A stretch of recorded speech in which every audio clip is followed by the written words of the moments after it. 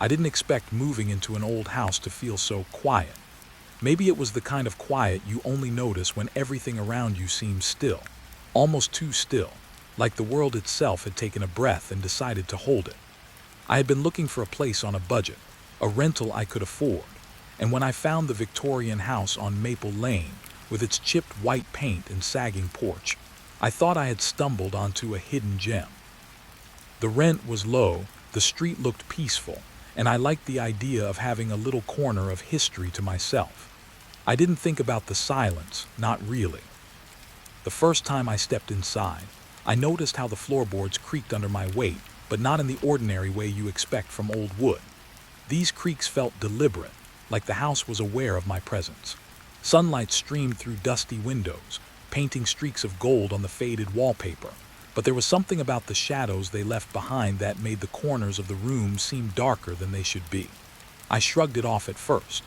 Old houses have corners that gather shadow, right? I spent most of that first day moving boxes and unpacking. The air smelled faintly of damp wood and something I couldn't name, a mix of old books and wet soil. I tried to ignore it, telling myself it was probably nothing. The neighborhood outside was quiet too, almost unnervingly so. I didn't hear children playing, dogs barking, or cars passing by. Just silence. Complete, heavy silence.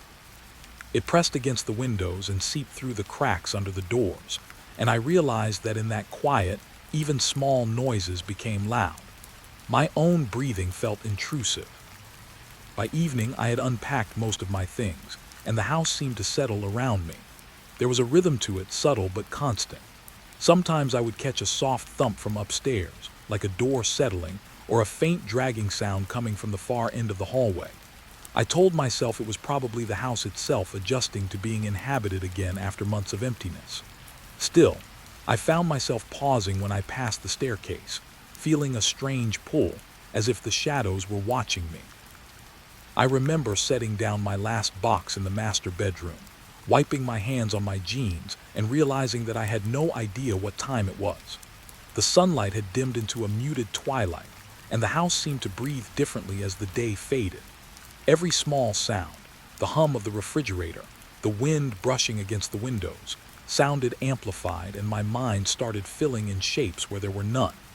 I shook my head and laughed quietly, but it felt forced. As night fell, I lit a few lamps and tried to make the space feel lived in, trying to ignore the sense that the house was waiting. I unpacked some books and photographs, arranging them on the shelves. Every now and then, I would hear a soft scraping sound from the hallway outside the bedroom, just faint enough that I could convince myself it was nothing. I wanted it to be nothing. Sitting on the edge of the bed, I stared out the window at Maple Lane. Streetlights flickered on, one by one, casting pools of dim light across the empty road. Not a single car passed. Not a single person walked by. The silence wasn't peaceful anymore. It was expectant, like it was holding its breath, waiting for me to do something, to move in a certain way, or maybe to notice something I wasn't meant to see. I tried to distract myself with work on my laptop, scrolling through emails and planning for the week ahead, but the house had a way of seeping into my thoughts. The floorboards creaked again, a slow, measured creak from the attic above, and I froze. I didn't want to go upstairs yet. I told myself it was probably just an old hinge or the wind settling against the roof, but even as I said it, I could feel a tension building in my chest. My hands felt clammy, and I kept glancing toward the staircase, half expecting to see something standing there, something that wasn't me. Eventually, I decided I needed to sleep, though I wasn't sure I would. I brushed my teeth, dimmed the lamps, and climbed into bed. I left the window slightly open, hoping the cool night air would help calm me. For a while, the sound of the wind rustling the trees was comforting. But then I noticed the silence again, the quiet that wasn't just the absence of noise, but a presence in itself. It felt almost sentient, as if the house could hear me, as if it was absorbing my movements, my thoughts, even my fear. I turned onto my side, pulling the blanket close, and stared at the ceiling. The patterns of peeling paint looked like faint, shifting shapes in the dim light. My mind wandered to the previous tenants, to the stories the real estate agent had told me in passing about the house's history. There had been families living there, some for decades, others only for a few months. Some moved out quietly, some vanished. The agent smiled awkwardly when I asked about the vanishing tenants, brushing it off as rumor. I wished I could brush it off too.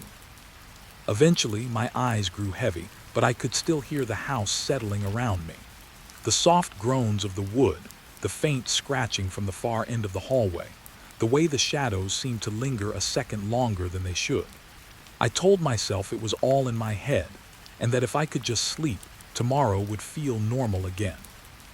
Before I drifted off, I thought I heard a whisper, so soft I could barely catch it. I froze, straining to hear it again, but there was nothing. The house was silent, just the way it had been when I first arrived. Too silent. I closed my eyes, forcing my mind to imagine something ordinary, something mundane. A day at work, a cup of coffee, the sound of rain on a window. But the silence remained, thick and almost tangible, pressing against my ears. I finally drifted into a fitful sleep, aware all the while of the quiet, of the way the house seemed to breathe with me, waiting for me to move, to speak, to notice. The Victorian walls seemed to hum softly, a lullaby of something old, something patient, something that had been waiting for me long before I stepped onto Maple Lane. And as I slept, I dreamed of footsteps in the hallway, slow and deliberate, matching my own heartbeat, as though the house had a rhythm I had yet to understand. The first night was just the beginning. The silence, I realized, wasn't just absence. It was a presence, patient, watchful, and infinitely old. I didn't mean to go into the attic that day. It wasn't on my list of things to do. I was tired, and I had a full week ahead of work, and I told myself the house could wait. But the way the sunlight fell through the upstairs hallway made the air feel different, cooler, like the house was holding its breath in that part of the house, waiting for me to notice. I had seen the attic door when I first moved in, a plain wooden door at the top of the stairs with a simple brass knob. It was old and the paint was cracked, and it looked like it hadn't been opened in years. I remember thinking at the time that it was probably just a storage space. Old houses always had attics. You never really used them. You just stored old things up there and forgot about them.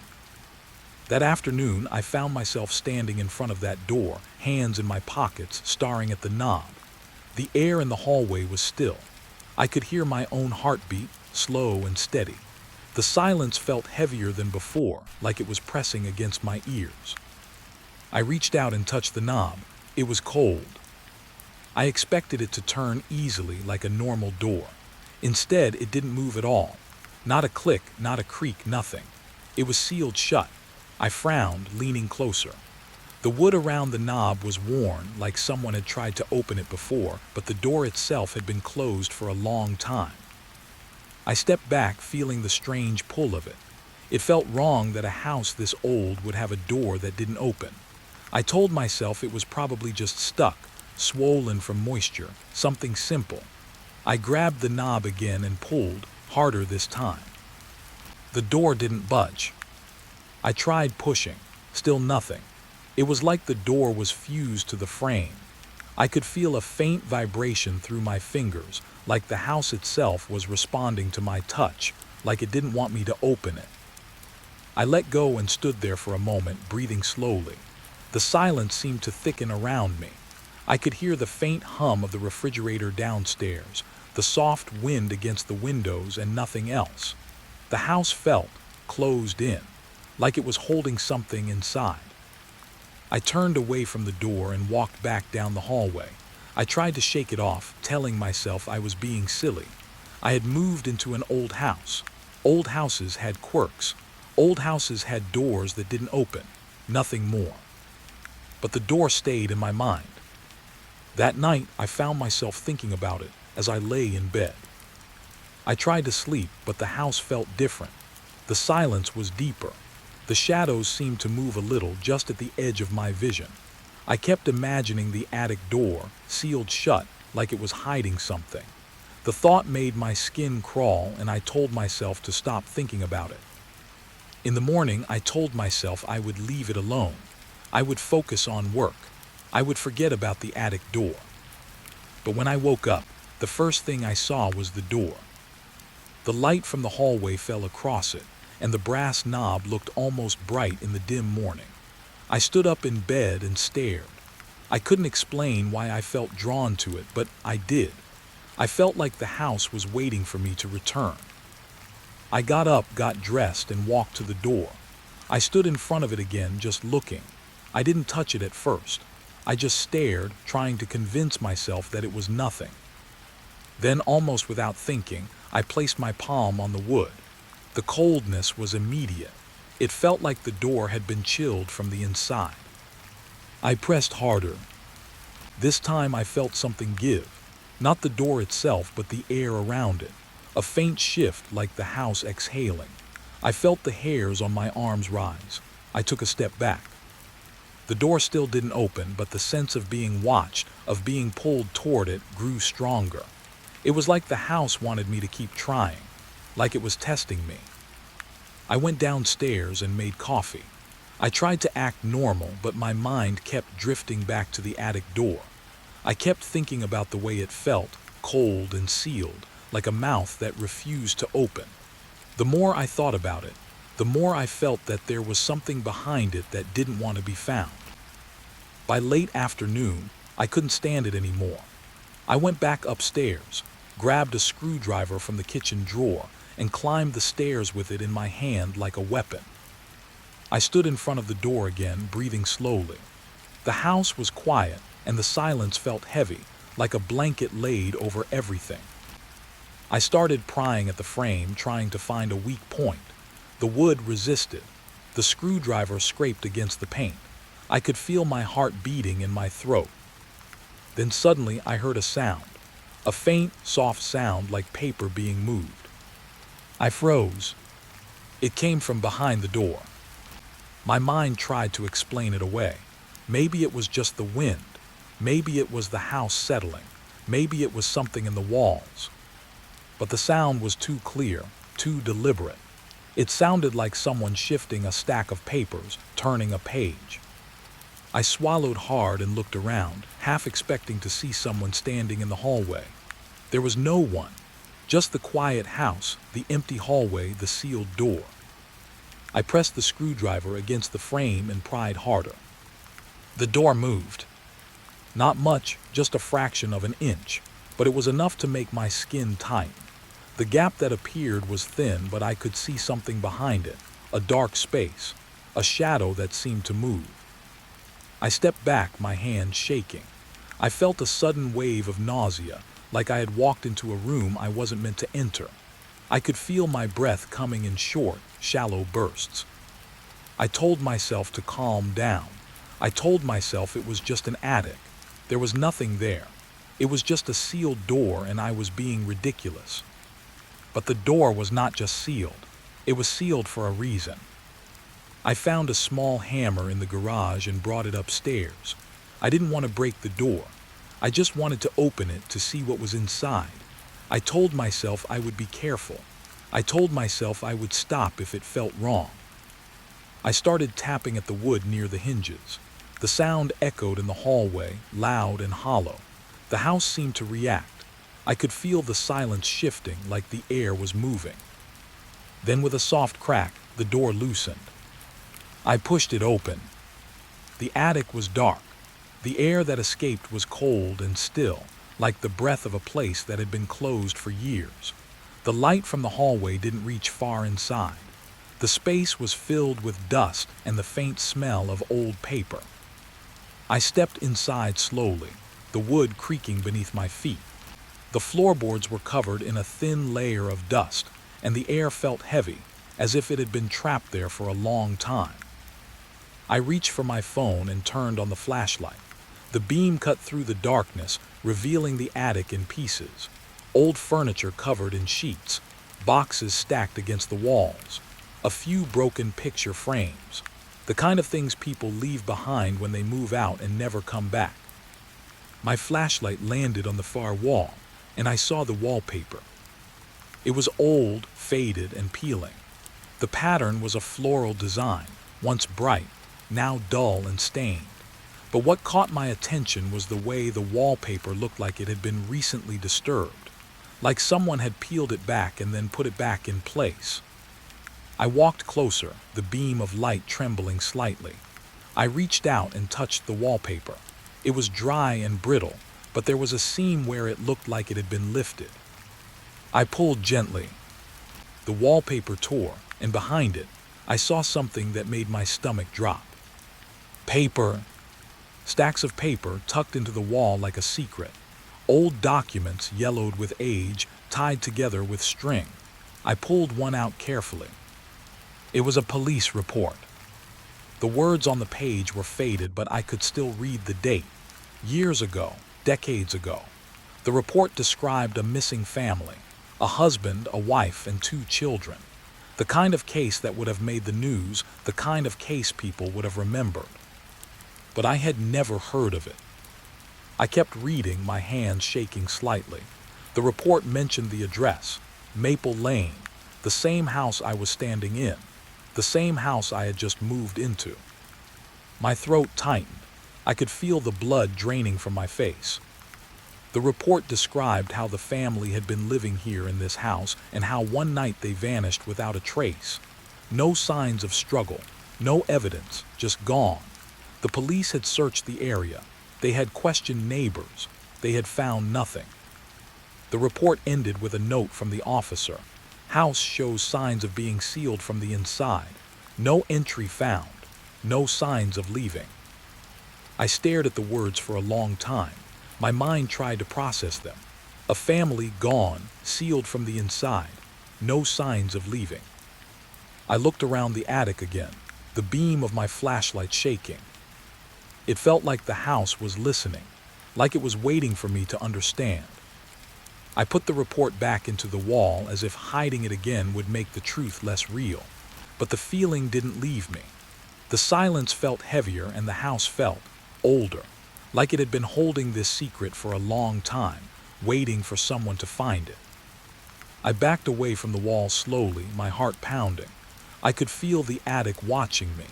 I could feel the air pressing against my skin. I closed the attic door behind me, but I didn't lock it. I couldn't. The idea of locking it felt wrong, like sealing something in again.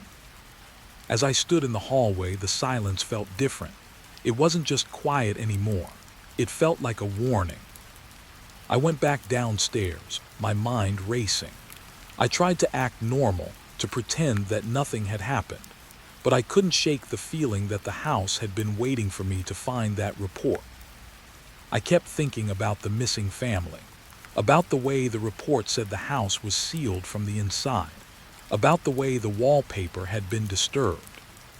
And I couldn't stop imagining what it would feel like to be trapped inside a house with no way out. That night I lay in bed and listened to the house. The silence was no longer just quiet. It felt like a presence, like something was inside the walls waiting. I tried to sleep, but I couldn't stop thinking about the attic, about the sealed door, about the missing family. I realized in that moment that the house wasn't just old. It was hiding something. And I had just found the first piece of the truth. The first time I heard the whisper, I thought it was my imagination. I had been lying in bed, trying to fall asleep, and the house was doing that old, quiet settling sound again. Wood expanding, air shifting, the kind of noises you learn to ignore when you live in an old place. But this wasn't like that. It was a voice, soft, almost like someone speaking right next to my ear, but not close enough to feel real. It wasn't a full sentence, not at first, just a sound, a breath, a soft hiss like someone trying to speak without waking anyone. I froze, my heart beat harder, I listened. For a moment there was only the silence. Then again the whisper came. This time it was clearer, just a single word. Down. It was so quiet that I had to strain to hear it, but the word was there, unmistakable. Down, like a direction, like an instruction. I lay very still, staring into the darkness of my bedroom. The lamp on my bedside table cast a weak glow, and the shadows in the corners seemed to shift. My mind tried to make sense of it. Maybe it was the wind. Maybe it was a sound from outside. Maybe it was the house itself settling again. But the whisper didn't sound like the house. It sounded like a person. I tried to tell myself it was just my mind playing tricks. I had been stressed, tired, moving into a new place. My body was still adjusting. That was all. Still, I couldn't shake the feeling that something was there, listening. The whisper came again. Down. This time it sounded closer, like it was coming from inside the walls. I felt a chill move through me, slow and cold.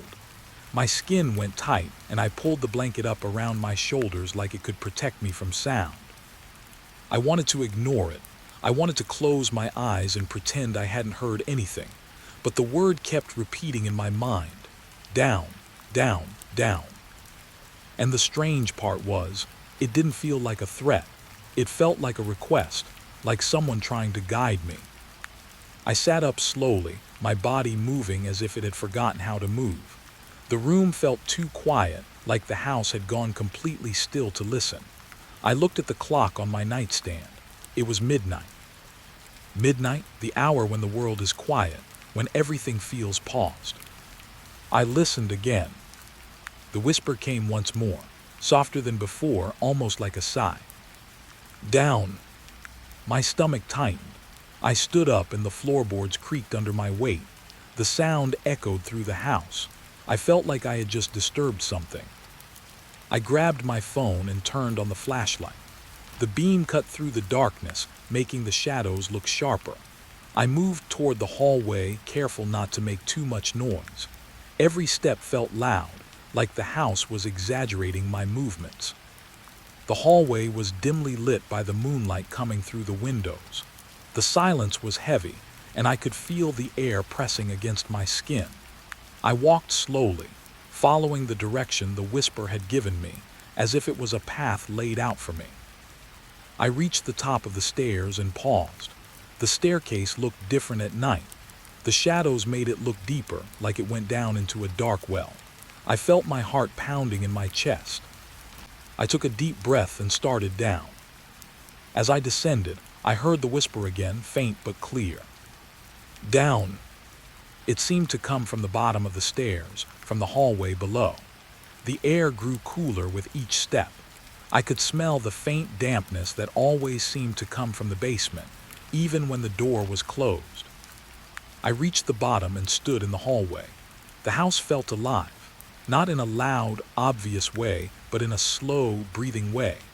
I could feel the walls around me, as if they were expanding and contracting with the rhythm of my own breathing.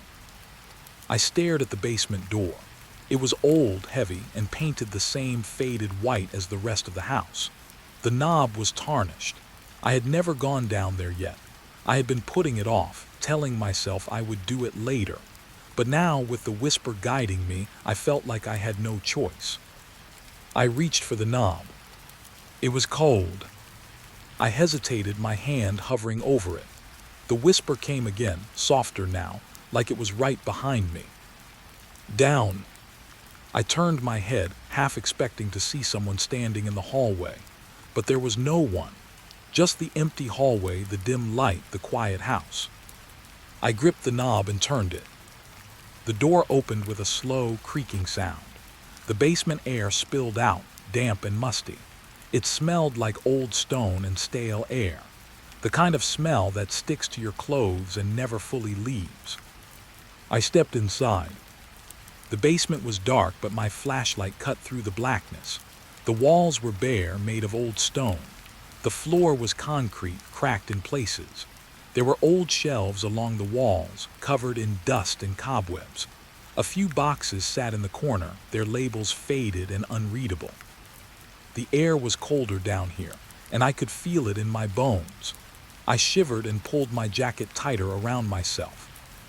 I walked slowly, shining the flashlight around. The beam landed on an old workbench. Tools were scattered across it, rusted and forgotten. There was a small, broken chair in the corner, and the legs looked like they had been chewed by something. My heart was beating hard. I tried to tell myself I was being ridiculous. It was just a basement. Old basements are creepy, that was all. But the whisper was still in my mind. Down, down, down. I walked further into the basement, and the whisper seemed to grow stronger, as if it was closer now. The air felt heavier, like it was filled with something unseen. I noticed something on the floor near the far wall, a small, dark object half hidden under a pile of dust. I crouched down and brushed the dust away. It was a key. Old, heavy, and covered in rust. It looked like it had been there for years. The kind of key that belongs to a lock that hasn't been opened in a long time. My hands trembled as I picked it up. The metal was cold against my skin. The whisper came again, softer, almost like a sigh of relief. Down. I stared at the key, trying to understand what it meant. Why was the key here? Why was it hidden under dust? And why did the whisper feel like it was guiding me, like it had been waiting for me to find it? I stood up slowly, holding the key in my hand. The basement felt too quiet, like it was holding its breath. I looked around, half expecting to see something move in the shadows, but there was nothing. Just the empty basement, the old shelves, the dust. I turned and walked back toward the stairs. The whisper followed me like a faint echo. Down. When I reached the top of the stairs, I paused and looked back down into the basement. The darkness looked deeper now, as if it had grown. The air felt heavier. I could feel the house watching me, waiting. I stepped out into the hallway and closed the basement door behind me. The sound of the latch clicking into place felt louder than it should have. It echoed through the house, and for a moment, I felt like I had sealed something in. I stood there for a long time, holding the key. My hands were shaking. I didn't know what the key opened. I didn't know why the whisper had guided me to it, but I knew one thing. The house wasn't just quiet. It was listening, and it was making sure I listened back. That night I couldn't sleep. Every time I closed my eyes, I heard the whisper. Down, down, down. It wasn't loud. It was just there, like a thought that wouldn't leave. I kept the key on my bedside table where I could see it. It looked ordinary enough in the lamplight, but I couldn't shake the feeling that it was part of something much larger, something the house had hidden. As the hours passed, the silence in the house seemed to deepen. It wasn't empty anymore.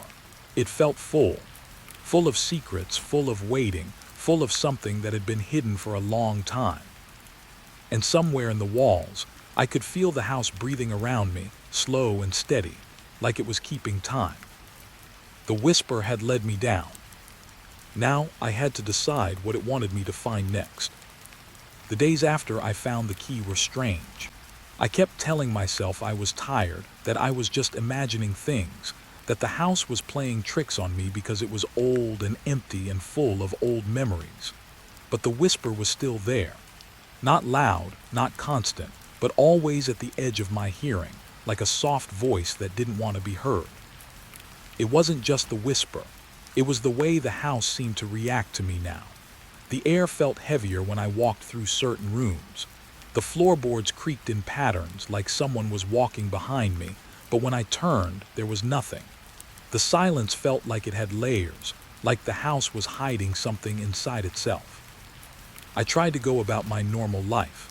I went to work, I came home, I cooked dinner, I watched TV. I told myself that was what normal people did. But I couldn't stop thinking about the key and the way it felt cold in my hand, even when I held it for a long time. I couldn't stop thinking about the attic and the police report, a missing family, a house sealed from the inside. One evening, after I had been home for a few hours, I heard the whisper again. Not the word down this time, something different. It was like a voice trying to form a sentence but not quite getting there. It sounded like it was coming from the walls themselves. I stood still in the living room, my heart pounding, and listened. The whisper came again, clearer this time, as if it had decided to speak. Please find them. The words were soft, almost desperate. They weren't threatening, they were pleading. I felt a chill move through me. The voice sounded like a woman, but it was hard to tell. It sounded tired. It sounded like someone who had been speaking for a long time without being heard. I didn't move for a while. I just stood there holding my breath, trying to understand what I had just heard. I wanted to tell myself it was the wind. I wanted to tell myself it was my imagination, but the voice had been too clear, too human. I walked to the wall where the whisper seemed to come from, and I pressed my hand against it. The plaster felt cold. The paint was smooth, but there was a faint roughness underneath, like something was hidden behind it. I closed my eyes and listened. The house was quiet, but the quiet felt heavy, like it was holding its breath. "Please find them." The voice repeated, softer this time. It sounded like it was right behind the wall. My mind flashed back to the police report in the attic, the missing family, the note about the house being sealed from the inside. I had been thinking about it as a mystery, a story, but hearing the voice made it feel real, too real. I pulled my hand away from the wall and stepped back. My stomach felt sick. I didn't know what to do. I didn't know if I should be scared or angry or sad. I just knew that the house was trying to tell me something. I spent the next few days searching for more clues. I looked through old newspapers online, trying to find anything about a missing family on Maple Lane.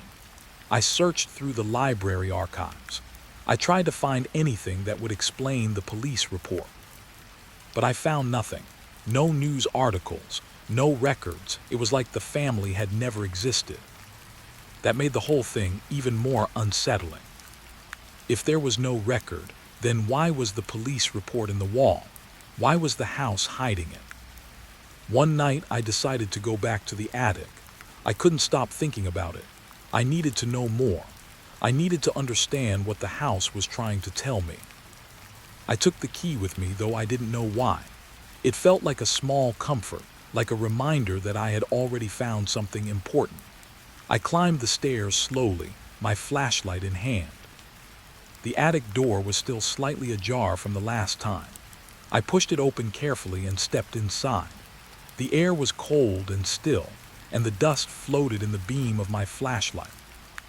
I walked to the wall where the wallpaper had been torn. I pulled the wallpaper back again, and the stack of police reports was there, still tied together with string. I pulled them out and laid them on the floor. I sat down and started reading. There were several reports, not just one. Each one described a different date, different officers, different notes. But they all pointed to the same thing: a family living in the house, a disappearance, a sealed house, no evidence, no bodies, no explanation. One report had a photograph attached. It was old and faded, but I could make out the faces. A man, a woman, and 2 children. They looked happy in the photo. They looked like a normal family, the kind of family you might see in a neighbor's yard, playing catch or having dinner. But there was something else in the photo too. Behind them in the window there was a dark shape, a shadow that didn't belong. It looked like a person standing behind the glass, watching them. The shape was too vague to be sure, but it felt wrong. It felt like someone had been standing there, just outside the frame, waiting. My hands shook as I looked at the photo. I felt like I was being watched. I put the photo down and kept reading. The reports described the same pattern. The family was normal. They had no enemies. They had no reason to disappear. The neighbors didn't hear anything. The police found no signs of forced entry. One report mentioned something else, a note written by an officer who had been inside the house. The note was short, but it made my skin crawl. It said the house felt alive. The walls seemed to breathe. I heard voices. I heard whispering. It felt like the house was holding its breath. I stared at the words for a long time. The officer had written the same thing I was feeling now. The same feeling of the house breathing around me. The same whispering. I felt a sudden, overwhelming sense of dread. It wasn't just that the family had disappeared. It was that the house had been involved in it. The house had been alive in a way that didn't make sense. The house had been hiding something. I read the last report. It was dated the day the family disappeared. The officer wrote that they had found the house sealed from the inside, just like the other report had said. But there was something else. The officer wrote that they had found a small key in the basement, and that the key had been hidden in the wall. I held the key in my hand and felt the cold metal against my skin. The same key I had found in the basement. The same key the house had led me to. The report said the key belonged to a door in the basement, a door that the officer had not been able to find. The officer wrote that he had searched the entire basement and had found no door, no lock, no place for the key to fit. He wrote that the key was old and heavy, and that it felt like it had been waiting for someone to use it. I felt my breath catch in my throat. The key had been waiting for me. I sat there for a long time, staring at the reports, trying to understand. The house had been hiding this. The house had been waiting. The whispers weren't just random. They were a guide. The whispers weren't from the living. They were from the house itself, or from whatever was inside it. I stood up slowly, my legs feeling weak. The attic felt colder now, like the air had changed. I looked around, feeling like the walls were closing in. I realized something then, something that made my stomach drop. The house wasn't just hiding a crime. The house was part of the crime. It had trapped the family. It had sealed them inside. It had hidden them behind its walls, and now it was using me to find what it had hidden. I felt a wave of fear so strong it made me dizzy. I wanted to leave. I wanted to run out of the house and never come back, but I couldn't. I was already too deep. I had already found the key. I had already heard the whispers. And I knew in that moment that the house wasn't done with me. I took the reports and the photo and put them back into the wall, hiding them again. It felt wrong to do it, like I was helping the house keep its secret. But I couldn't bear to carry them with me. The weight of the truth felt too heavy. I left the attic and closed the door behind me. The hallway felt normal again, almost too normal. The house seemed quiet, like it was pretending nothing had happened. But I knew it wasn't pretending. The house had spoken to me. It had shown me its past, and it had made me part of it. That night the whispers returned, but they sounded different now. They sounded less like a guide and more like a warning. "Find them," the voice said, softer than before. And I realized that the house wasn't asking me to solve a mystery. It was asking me to join it. I had never thought I would be the kind of person to take a job like that. The kind of job where you sit alone in a dark building all night, watching cameras and making sure nothing moves. But I was tired. Tired of the same routine. Tired of the rent getting higher. Tired of the feeling that I was always one paycheck away from falling behind. When the agency called me about the night shift at the old nursing home, I didn't even hesitate.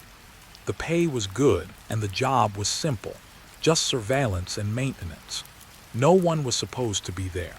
The building had been abandoned for years, ever since the hospital moved to a new location and the nursing home was left to decay. They told me it was a temporary assignment, just until they could sell the place. They told me I would be there alone, but that the cameras would cover everything. They told me to check the doors, make sure nothing was broken, and report anything unusual. I didn't think anything could be unusual in an empty building. The first night I arrived, the parking lot was empty except for my car. The streetlights cast a pale glow over the cracked asphalt, and the building stood there like a forgotten giant, its windows dark and lifeless. The front doors were boarded up, but there was a small side entrance that the agency had given me a key for. The key was old and heavy, and the lock was stiff. When I pushed the door open, the smell hit me first. Old medicine, dust, and something else that I couldn't quite place. It was like the building still held the memory of the people who had lived there. The air felt thick, like it had been trapped inside for years. I stepped inside and felt the temperature drop. The hallway was long and silent. The lights flickered weakly, casting shadows that moved as if they were breathing. I took a deep breath and told myself it was just the old wiring, just the building settling. I told myself I was being silly. I walked to the security office, which was near the main entrance. The room was small and cramped, with a desk, a few old chairs, and a bank of monitors. Most of the monitors were black, but a few showed static, and one showed a hallway with a faint light at the end. I sat down in the chair and turned on the main monitor. The screen came to life, showing different parts of the building. The camera angles were old, but they worked. I could see the lobby, the stairwell, the hallways, the old nurse's station. Everything looked empty. I felt a strange relief. It was the kind of relief you feel when you realize nothing is going to happen. Nothing is going to move. Nothing is going to come out of the shadows. I checked my watch. It was just after midnight. The night shift was supposed to last until 6 in the morning. 6 hours of quiet, of watching, of waiting. I had brought a thermos of coffee, a book, and a flashlight. I told myself I could handle it. I started making my rounds. The building was worse than I expected. The floors were sticky in places, and the walls were stained. The paint was peeling, and the ceiling tiles were missing in some areas. The hallways smelled like old cleaning supplies and decay. I walked slowly, shining my flashlight ahead of me. Every sound seemed louder than it should have been. My footsteps echoed. The air felt heavy. I checked the doors one by one. Most of them were locked. Some were broken. Some were just hanging open as if they had been forced. I wrote down what I saw in my notebook, just like they told me to. I didn't feel scared at first. I felt more tired than anything. But as the hours passed, the building started to feel alive. Not in a supernatural way. Just in the way an old place feels when it has been filled with people for years and then suddenly emptied. The silence was the strange part. It wasn't peaceful. It was like the building was holding its breath, like it was waiting for something to happen. I went back to the security office around 2 in the morning. I sat down and looked at the monitors again. The static on some of the screens made me feel uneasy, like the cameras were seeing something I couldn't. I took a sip of coffee. It was bitter and cold, but it warmed me a little.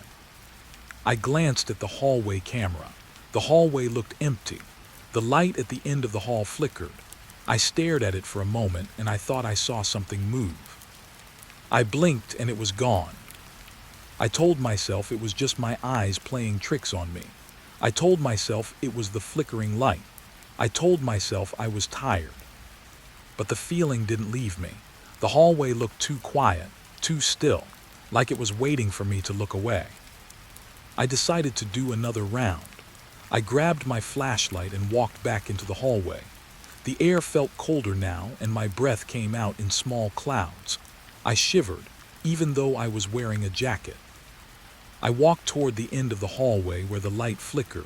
The closer I got, the more I felt like I was being watched. My skin felt tight. My heart beat faster. When I reached the end, I saw the door.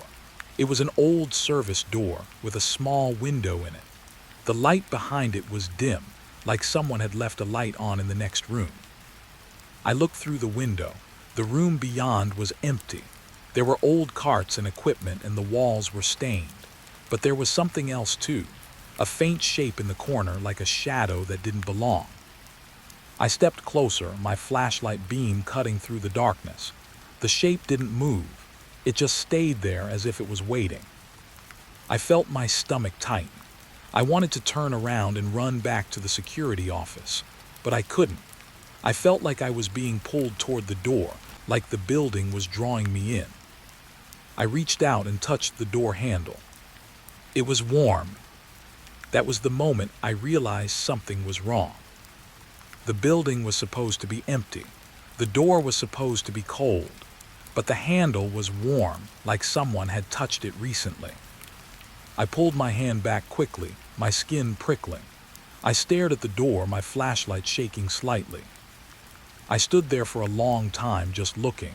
I didn't hear any footsteps.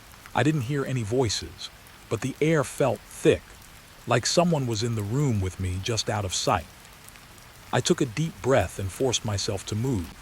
I walked back to the security office. my mind racing. I sat down and stared at the monitors again, trying to convince myself I was imagining things. I checked the hallway camera.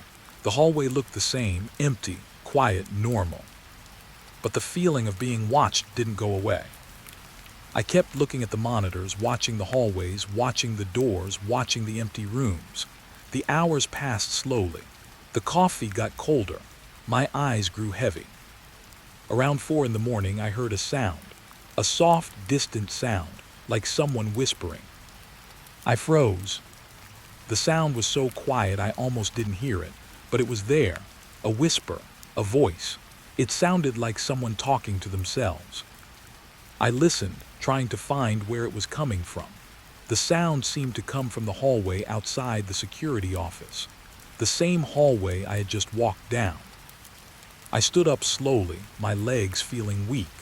I didn't want to go back out there, but I couldn't stay in the office and pretend I hadn't heard it. I grabbed my flashlight and walked toward the door. The hallway was empty. The air was cold. The silence felt heavy, like the building was holding its breath. I stood there for a moment, listening. The whisper didn't come again. I walked back to the security office and closed the door behind me. My hands were shaking. I sat down and tried to calm myself. The rest of the night passed without anything else happening.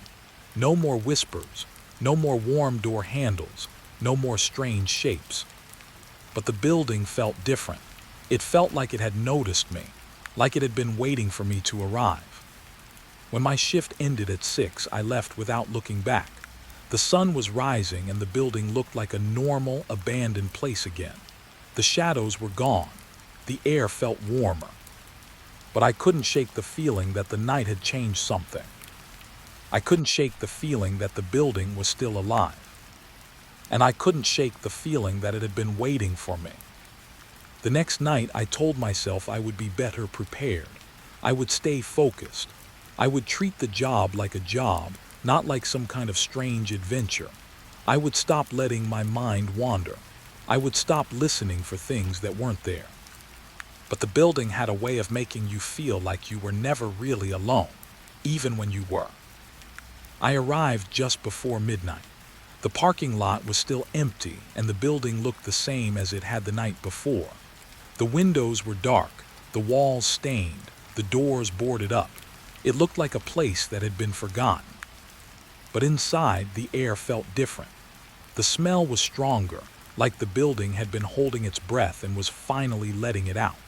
I could smell old medicine, cleaning supplies, and something like wet paper, the kind of smell that sticks to your clothes and never fully leaves. I went to the security office and turned on the monitors. Everything looked normal at first. The hallways were empty. The rooms were empty. The building looked like a building that had been abandoned for years. I sat down and took a sip of coffee. It was still bitter and cold, but it warmed me a little.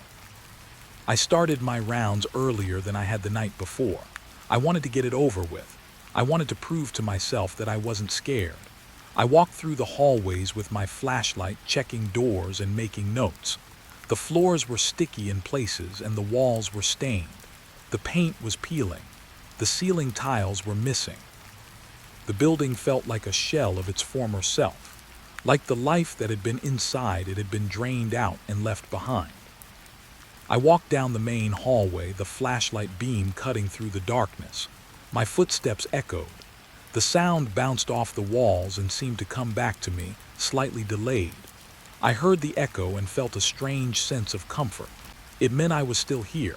It meant I was still real. But then I heard something else. A second set of footsteps. It wasn't loud. It was faint, but it was there. It sounded like someone walking behind me, matching my pace. The sound was too close to ignore. I stopped. The echo of my footsteps faded, and the other footsteps kept going, as if they didn't notice I had stopped. I stood very still, my heart pounding. The hallway was empty. I listened. The sound of the footsteps continued, slow and steady, like someone walking down the hallway at the same speed I had been walking. The sound came closer, then farther away, then closer again like a loop. I turned around slowly, shining my flashlight down the hallway behind me. The beam cut through the darkness, but there was nothing there. No one, no movement, just the empty hallway, the peeling paint, the broken tiles. I stood there for a long time listening. The footsteps continued, repeating in the empty hallway, echoing like a memory that refused to fade. I felt a chill move through me. My skin tightened. I told myself it was just the building. I told myself it was the echo of my own steps, bouncing in a strange way. I told myself I was tired. But the sound didn't stop. I walked forward again slowly, my flashlight shaking slightly. The footsteps followed, matching my pace. Every time I stopped, they stopped. Every time I moved, they moved.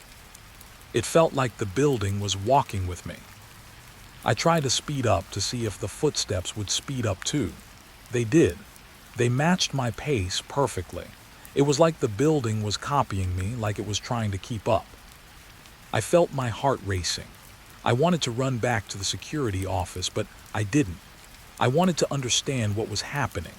I wanted to know if I was losing my mind or if something else was in the building with me.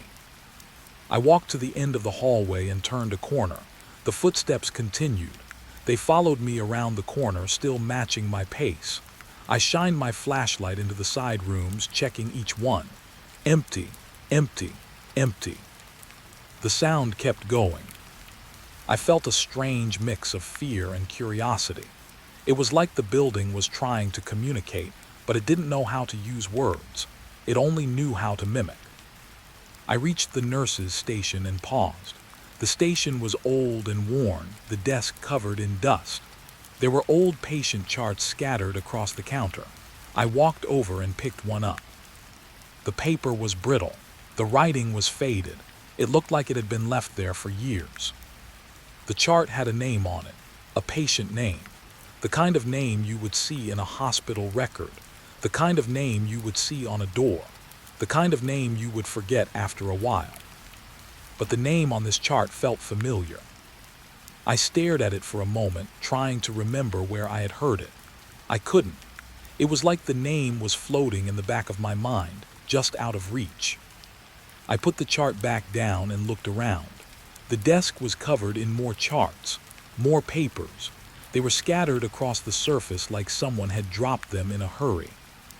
I picked up another chart, and another. The names were all different ages, different conditions. Some had notes written in the margins. Some had dates that were decades old. I felt a strange sadness wash over me. These were real people, real lives, real stories, and now they were just papers left behind in an empty building. I walked away from the desk and continued my rounds. The footsteps continued behind me, echoing through the hallway. They sounded like a person walking, but there was no one there. I reached a side corridor and saw something on the floor, a pile of papers, old patient records. They were scattered across the hallway like someone had dropped them and left them there. I bent down and picked up a few. The names were written in neat handwriting. The dates were old. The notes were clinical, but there was something in them that felt personal. Like the person writing them had been trying to remember the patients, to keep them alive in some small way. I felt a strange sense of guilt, like I was trespassing in someone's memory. I heard the footsteps again, closer this time. The sound seemed to be coming from behind me. I turned around quickly, shining my flashlight into the darkness. The hallway was empty. The footsteps continued, echoing in the empty hall. I felt a cold sweat on my skin. My hands were shaking. I tried to tell myself it was nothing. I tried to tell myself it was just the building, but the sound felt too deliberate, too exact. It felt like the building was walking with me again. I walked back toward the main hallway, the papers in my hand. The footsteps followed. The echo bounced off the walls. It was like the building was making sure I didn't forget it was there. I reached the security office and closed the door behind me. I sat down and tried to calm myself. The monitors showed empty hallways, nothing moving, nothing alive. but the sound of footsteps still echoed in my mind. I looked down at the patient records in my hand. The names stared back at me. I couldn't shake the feeling that I had just walked through the memories of a place that had once been full of life. I put the records on the desk and stared at them for a long time. The building felt quiet now, but the silence felt heavy. It felt like the building was holding its breath, waiting for me to leave. I checked the clock. It was almost 4 in the morning. The night felt long, and the building felt older than it had the night before. I felt like I was walking through a place that had been frozen in time, waiting for someone to come back. I finished my shift without hearing anything else. No whispers, no warm door handles, no strange shapes, just the echo of footsteps that weren't mine. When I left the building at 6, the morning light made it look like a normal abandoned place again. The windows were dark, the walls stained, the doors boarded up. But the sound of footsteps followed me as I walked to my car. Even in the daylight, I could still hear them in my mind, echoing, repeating, like a memory that wouldn't fade. I drove home in silence, the patient records on the passenger seat. I didn't know what to do with them. I didn't know why they felt important. I didn't know why the building had left them for me to find. But I knew one thing. The building wasn't empty. It was full of memories, and something in it was still walking. The night I found the room, I didn't know what to call it. At first, I thought my eyes were playing tricks on me. I thought maybe the hallway had shifted, or my mind was tired and trying to make patterns out of the dark. But the room was real. It was one of those moments that makes you stop breathing without realizing it. Like the air suddenly got heavier, and your body instinctively becomes quiet, as if making noise would wake something you don't want to wake. I had been walking the main hallway again, my flashlight cutting a steady line through the darkness. The building felt colder that night, and the silence felt thicker. It wasn't just quiet. It felt like the building was holding its breath. I was halfway down the hall when I noticed it. A door that I was sure hadn't been there the night before. It wasn't a fancy door. It wasn't even a proper door. It looked like it had been built from old wood, maybe scavenged from a storage closet or a broken cabinet. The paint was a different color than the rest of the walls. The frame looked newer, like someone had installed it recently. But the hallway was old. The building was old. Everything in it was old. So the door felt wrong. I stopped, shining my flashlight at it. The beam trembled slightly in my hand. The door was plain, with no number, no sign, no label. Just a simple wooden door with a handle that looked like it had been used a lot. I walked closer. The floorboards creaked under my weight. The sound echoed down the hall. I expected to see something in the darkness beyond the door, but there was only black. I put my hand on the handle. It was cold. Not the cold of the building. Not the cold of the night air. It was a different kind of cold, like metal left out in winter. It made my fingers feel numb.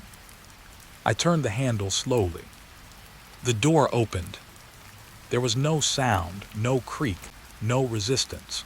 It was like the door had been waiting for me to open it. The room inside was small, smaller than I expected. It felt like a closet or a storage space, but the air inside was different. It felt heavy, like it had been holding something for a long time. The flashlight beam swept across the room. The walls were bare, except for writing. Names. Names written in shaky handwriting, covering the walls from floor to ceiling. Some names were written in large letters, some in small, cramped writing. Some were written over other names, like someone had tried to erase the past and failed. I stepped inside, my footsteps sounding louder than they should have. The air smelled like old paper and something metallic, like rust. I looked closer at the writing. The names were all patient names. Names I recognized from the records I had found the night before. Names like Mrs. Hargrove, Mr. Linton, Sarah McKenna. Names that belonged to people who had been in the building when it was still operating.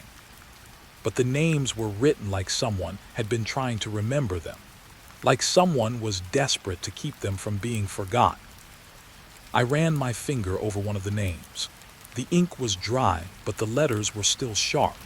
It looked like the writing had been done by hand, not printed.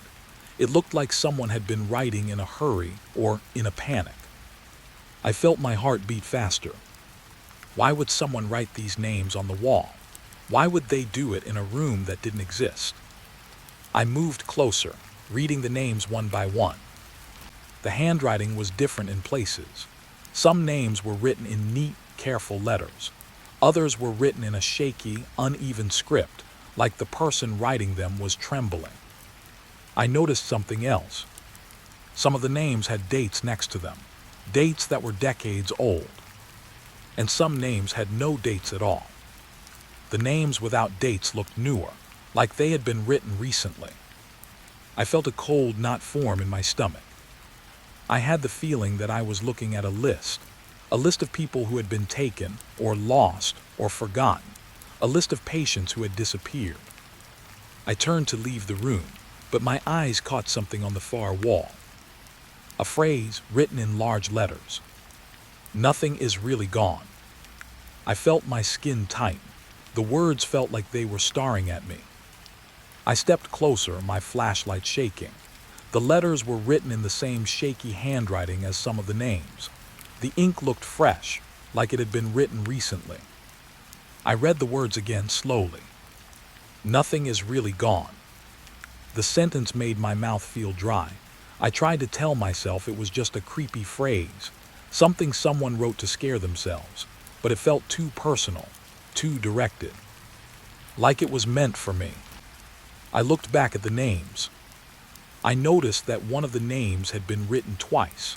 The second time, the letters were darker, as if someone had gone over them again, like someone had been trying to make the name stand out. The name was familiar. It was the name of the patient record I had found in the nurse's station the night before, the one that had felt like it was hovering in my mind, just out of reach. I stared at it for a long time. The handwriting was different from the other names. It was more careful, more deliberate, like the person writing it wanted to make sure it was clear. I couldn't remember why the name felt familiar, but I felt it in my bones. I stepped back and looked around the room again. The walls were covered in names, but the room felt strangely empty, like the writing had taken all the life out of it. I felt a strange urge to keep reading, to see if the names told a story. But the more I read, the more I felt like I was being pulled into the room, like the names were a trap. I turned my flashlight toward the door. I expected to see the hallway. I expected to see the same hallway I had been walking just moments ago. But the door was closed, and the hallway outside was gone. The door looked like a solid wall now, with no handle, no frame. It looked like it had always been part of the wall. My breath caught in my throat. I tried the handle again, but there was no handle. There was only smooth wood. I pounded on the wall with my fist, the sound echoing in the small room. I shouted, but my voice felt swallowed by the air. The room didn't respond. The writing didn't move. The names stayed on the wall, silent and still. I stood there, my heart pounding, my hands shaking. I felt like I was trapped in a place that didn't want me to leave. And then I heard something. A whisper. Not a voice, not a word, just a soft sound like someone breathing. It came from the wall. From the names. I pressed my ear against the wall, my body tense. The whisper came again, faint and distant, like it was coming from far away. I couldn't make out any words, but the sound felt familiar, like a voice I had heard before, like a memory. I stepped away from the wall and backed into the center of the room. I looked at the names again, trying to find something that would make sense. But the room offered no answers. Only names. Only whispers. Only the feeling that I had walked into something that had been waiting for me. I don't know how long I stood there. It could have been minutes. It could have been hours. Time felt strange in that room, like it had been stretched thin. Eventually, the whisper faded. The room grew quiet again, and the door returned. The handle appeared. The frame became visible. The hallway outside returned like a memory waking up. I grabbed the handle and pulled the door open, stepping out into the hallway. The air felt lighter, but the hallway felt wrong. The walls seemed to lean in slightly, as if the building had shifted. I looked back at the door. It was just a door again. A simple wooden door in a hallway that shouldn't have had a door. I walked away quickly, my flashlight beam trembling. I didn't stop until I reached the security office. I sat down and stared at the wall, my hands still shaking. The names were in my head. The whisper was in my ears. I didn't know what I had found, but I knew one thing for sure. The building was not just abandoned. It was alive, and it was keeping a list. The first time I heard her voice, I didn't believe it was real. It was late. The clock in the security office had just turned past 2 in the morning. The building outside was dark, and the only light inside came from the weak bulbs in the hallway. The kind of light that makes everything look tired and thin, like it could fall apart at any moment. I had been sitting at my desk, staring at the monitors, trying to keep my eyes open. The screens showed empty hallways, broken rooms, and the occasional flicker of something that looked like a shadow. But I had learned not to trust my eyes at night. I had been working here for a week, and the building was starting to feel like a second skin. I knew where the leaks were. I knew which doors stuck. I knew which stairwell creaked in a way that sounded like a sigh. I knew, in a very basic way, how the building behaved. But that night something changed. The air felt different. It felt watched, not by a person, not by a camera, but by something that didn't need to see me to know I was there. I was about to get up and walk the hallway again when I heard it. A voice. Soft, quiet, like someone speaking from the other side of a wall. Help me.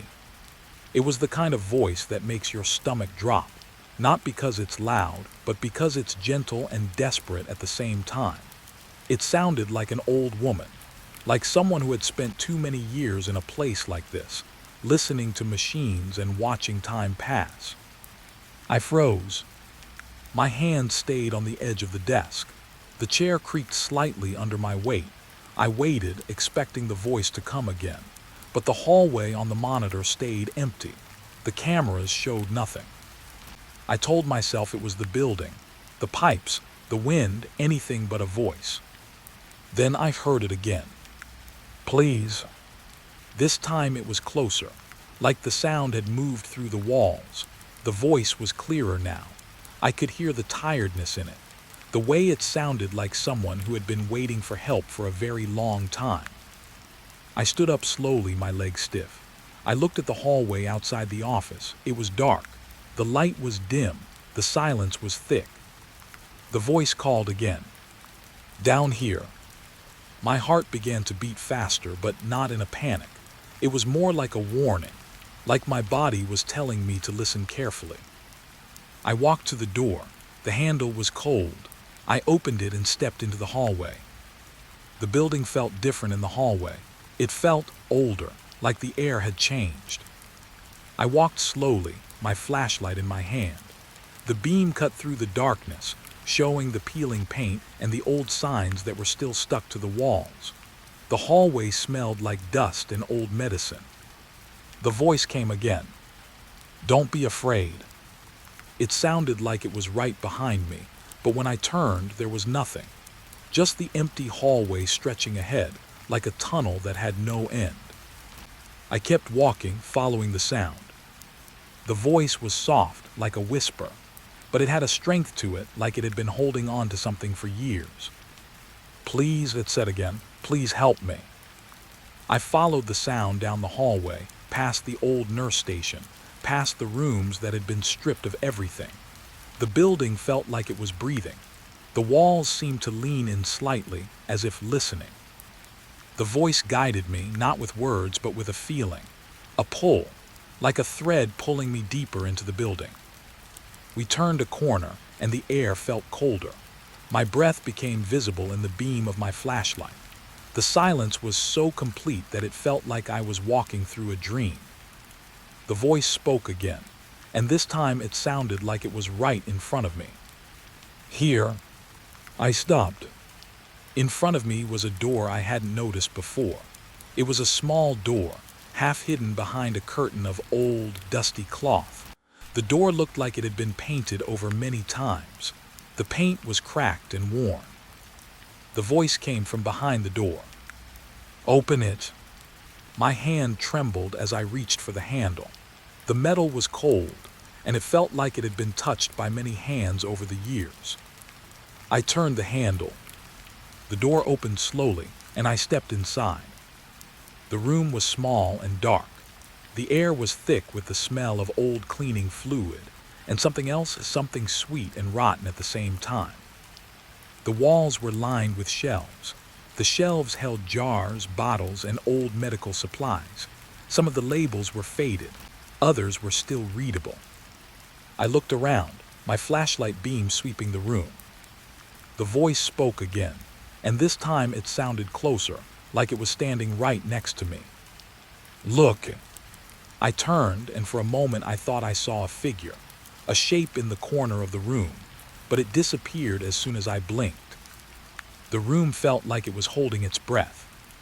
I walked to the shelves and looked at the bottles. Some were empty. Some still had liquid inside. I could see the old labels, the names of medicines that sounded like they belonged to a different century. The voice whispered again.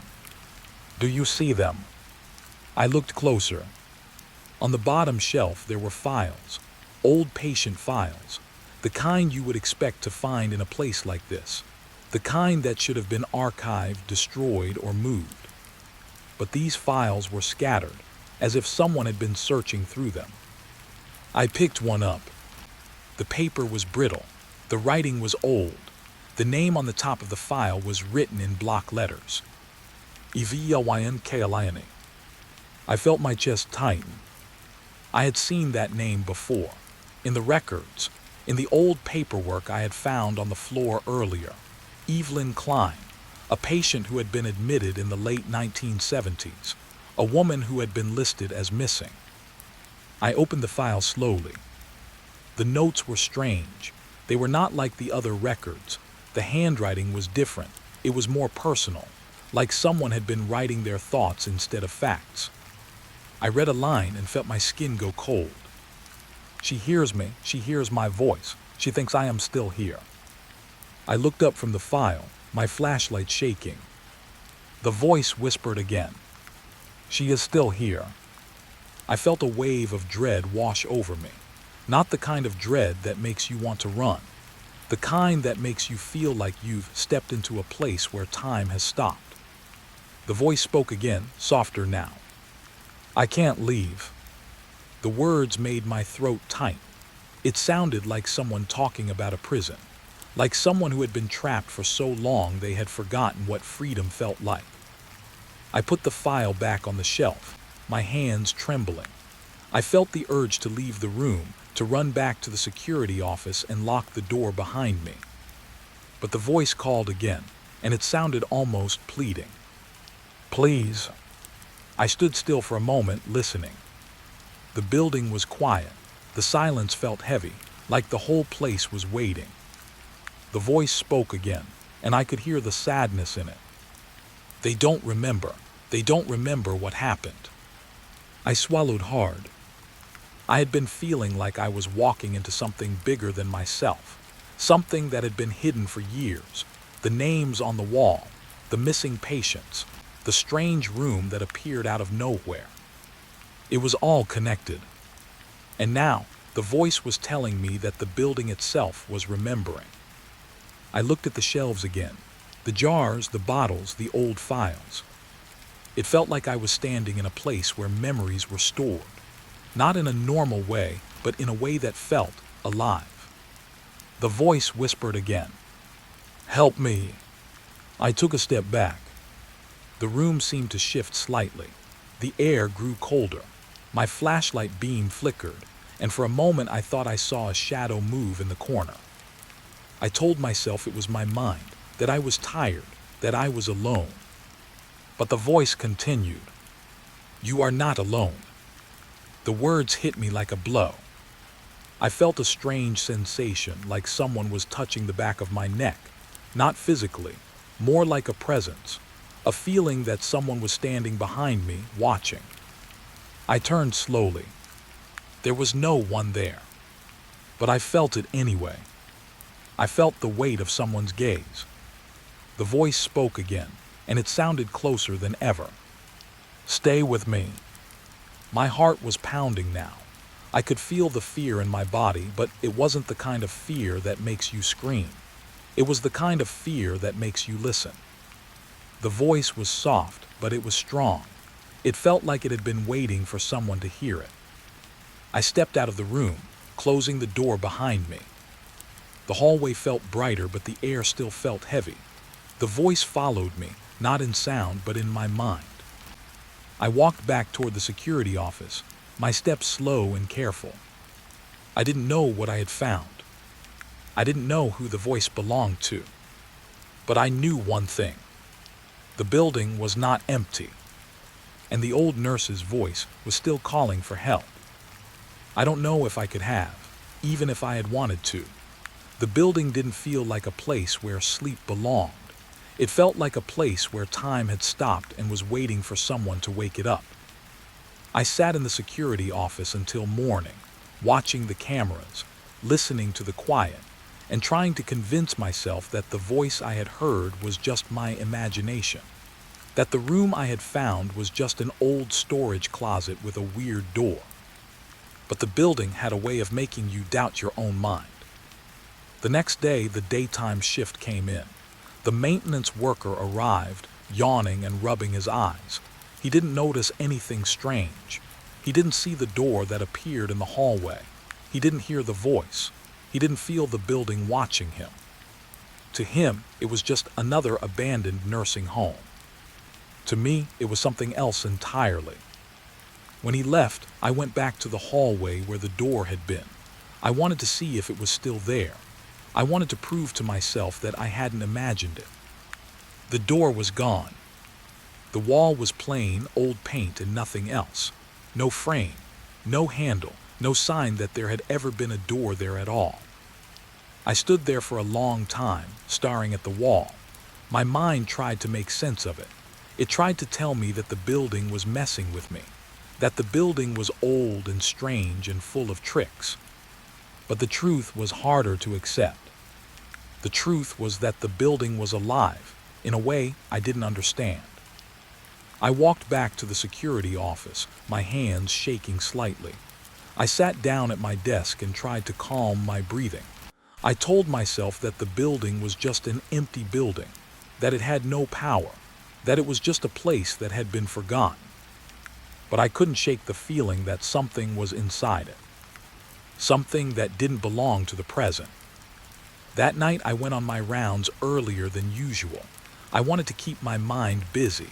I wanted to keep moving so I wouldn't think about the names on the wall, the whispers, the old nurse's voice. The hallway was quiet. The lights flickered slightly. The air smelled like dust and old medicine. I walked slowly, my flashlight cutting a narrow path in the darkness. I passed the old nurse station. I passed the rooms. I passed the stairwell that creaked like a sigh. And then I heard it. Footsteps. Not loud, not fast, just slow, steady steps, like someone walking carefully, trying not to make noise. I stopped. The footsteps continued. They weren't coming toward me. They weren't moving away. They were just there. I turned slowly, shining my flashlight down the hallway. The beam landed on the floor, on the worn tiles, on the peeling paint. There was no one there. But the footsteps kept going. It felt like the building was walking. I followed the sound, my flashlight shaking. The steps led me down the hallway, past the rooms, past the old doors. The building felt like it was guiding me. I came to a door I recognized. The door to the old patient wing. the door that led to the rooms that had been stripped of everything. The footsteps stopped. I stood there, my heart pounding. I could feel the silence pressing in around me. The building felt like it was waiting. I opened the door slowly. Inside, the hallway was dark, but I could see something at the far end. A light, a faint glow like a candle, or like a night light that had been left on.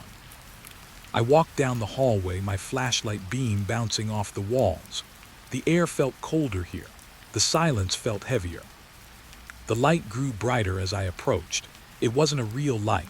It was more like a glow, a soft, pale light that seemed to come from nowhere. I reached the end of the hallway. There was a room there, a small room with a bed. The bed looked like it had been made recently. The sheets were neat. The pillow was fluffed. The room smelled like clean laundry. It was impossible. The building was abandoned. The rooms were supposed to be empty. The bed was supposed to be old and broken like everything else. But the bed looked like someone had been sleeping in it. I stepped closer, my breath visible in the cold air. The bed was empty, but the air felt occupied. I could feel a presence in the room. Not a person, not a ghost, not a spirit. Something else. A memory. I stood there trying to make sense of it.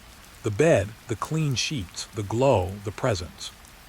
And then I realized something that made my stomach drop. The bed wasn't empty. It was empty in the same way the building was empty. It was empty in the way a body can be empty. A shell. A place where something used to be. I stepped back, my heart racing. The light flickered. The room felt like it was breathing. The air seemed to shift like a door opening. I heard a voice. Not the old nurse's voice this time. A different voice. A voice that sounded like a man, or maybe a woman. It was hard to tell. It sounded like someone speaking from far away. Don't leave. The words were quiet, but they hit me like a wave. I felt a cold hand on my shoulder. I spun around, my flashlight swinging wildly. There was no one there. But the feeling was real, like someone had touched me, like someone had tried to hold me back. The voice spoke again, closer now. Stay. I swallowed hard. The building was not empty. It was full of memories. It was full of people who had once lived here, people who had been patients, people who had been forgotten, people who had been taken. And the worst part was that the memories were still here, even if the bodies were gone. I walked back down the hallway, my flashlight beam shaking. The air felt thick, like I was walking through a fog of old thoughts. I reached the door and stepped out into the main hallway. The lights flickered. The building felt like it was sighing. I walked back to the security office, my hands shaking. I sat down at my desk and stared at the monitors. The cameras showed empty hallways, empty rooms, nothing. But I knew the truth. The building was not empty. The missing patients never left. Only their bodies did. Their memories stayed behind, restless, trapped, waiting. I sat there for a long time, trying to understand what I had seen, trying to convince myself that it was all in my head, trying to find a logical explanation. But there was no logic to it. The building was a place where time had been broken, where people had disappeared, where the living had left, but the memories had stayed. And they were still here. I looked at the clock. It was almost 4 a.m. The building was quiet. But the quiet was not peaceful. It was waiting. I stood up, my legs feeling heavy. I walked to the door and opened it. The hallway was dark. I stepped out. The air felt cold. And I heard the footsteps again. Slow, steady. Not moving. Just there. As if the building was walking in place. I closed my eyes for a moment, trying to steady my breathing. I tried to tell myself that I could leave, that I could walk out of the building and never come back. But I knew in that moment that I wasn't the only one who wanted to leave. The memories wanted to leave too. They just didn't know how. I turned back toward the hallway, toward the darkness, toward the place where the light had been. And I realized something that made my skin crawl. The building wasn't just full of memories. It was full of people who were still trying to be heard, still trying to be remembered, still trying to check in. And the final check-in was coming.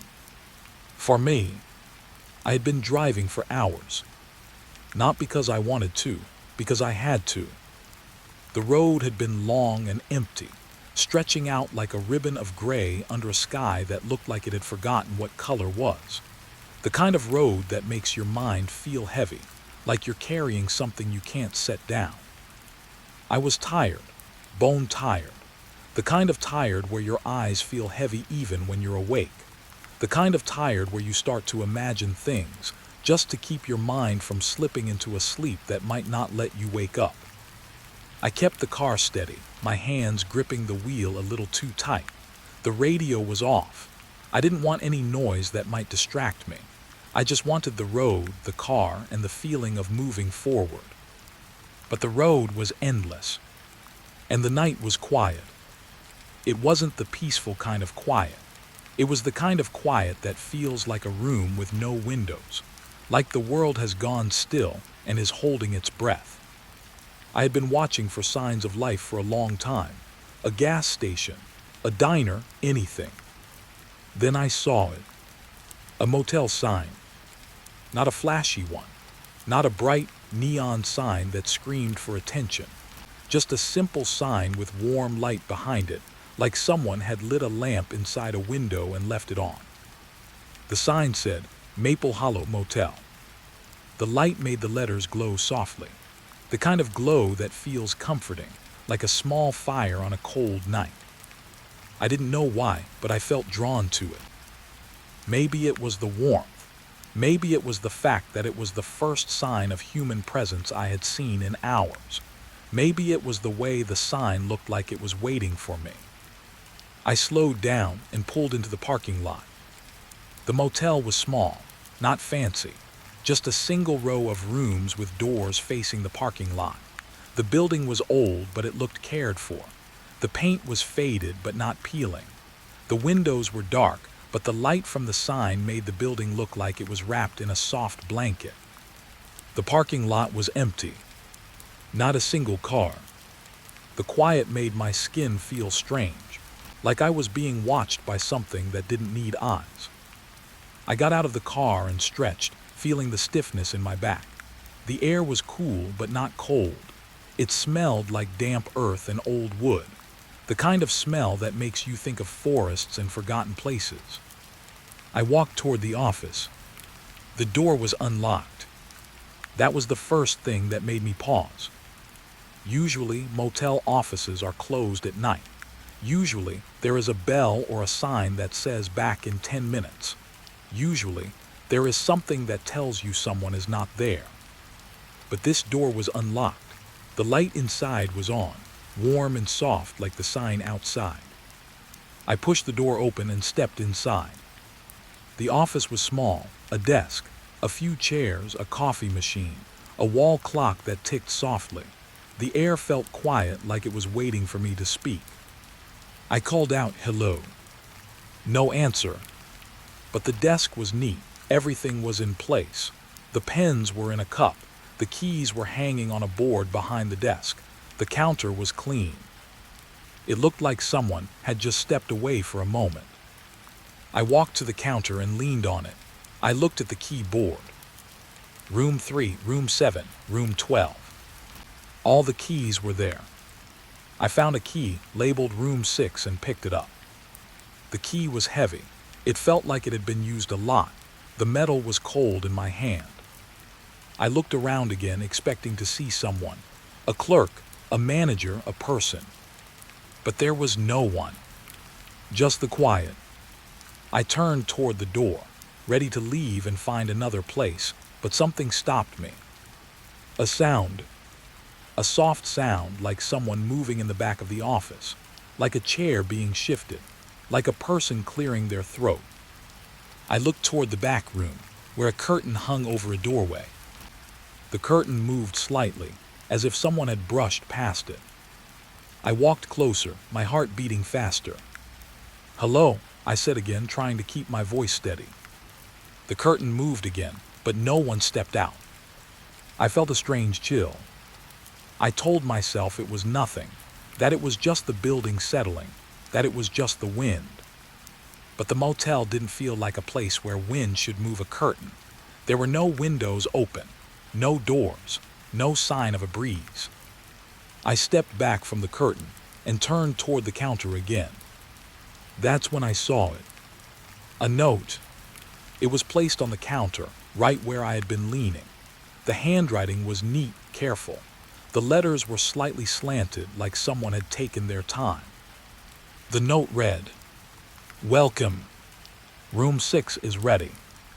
Please check in quietly." I felt a strange sensation in my chest. Not fear, not exactly. More like a feeling of being watched. I looked around the office again. The clock ticked, the lights hummed, the air was still. I picked up the key and walked back outside. The night felt darker now. The light from the sign seemed dimmer. The parking lot seemed larger, emptier. I walked to room 6. The door was plain. The paint was slightly chipped. The number was faded, like it had been there for a long time. I put the key in the lock and turned it. The door opened with a soft click. The room smelled like clean sheets and old carpet. The bed was made neatly. The lamp on the nightstand was on, casting a warm light. A small TV sat on a dresser. A chair sat in the corner. Everything looked normal, but the room felt quiet. Not peaceful quiet, quiet like the building was holding its breath. I set my bag down on the bed and sat on the edge. I looked around the room, trying to find something that would make me feel more at ease. The window was closed. The curtains were drawn. The air felt still.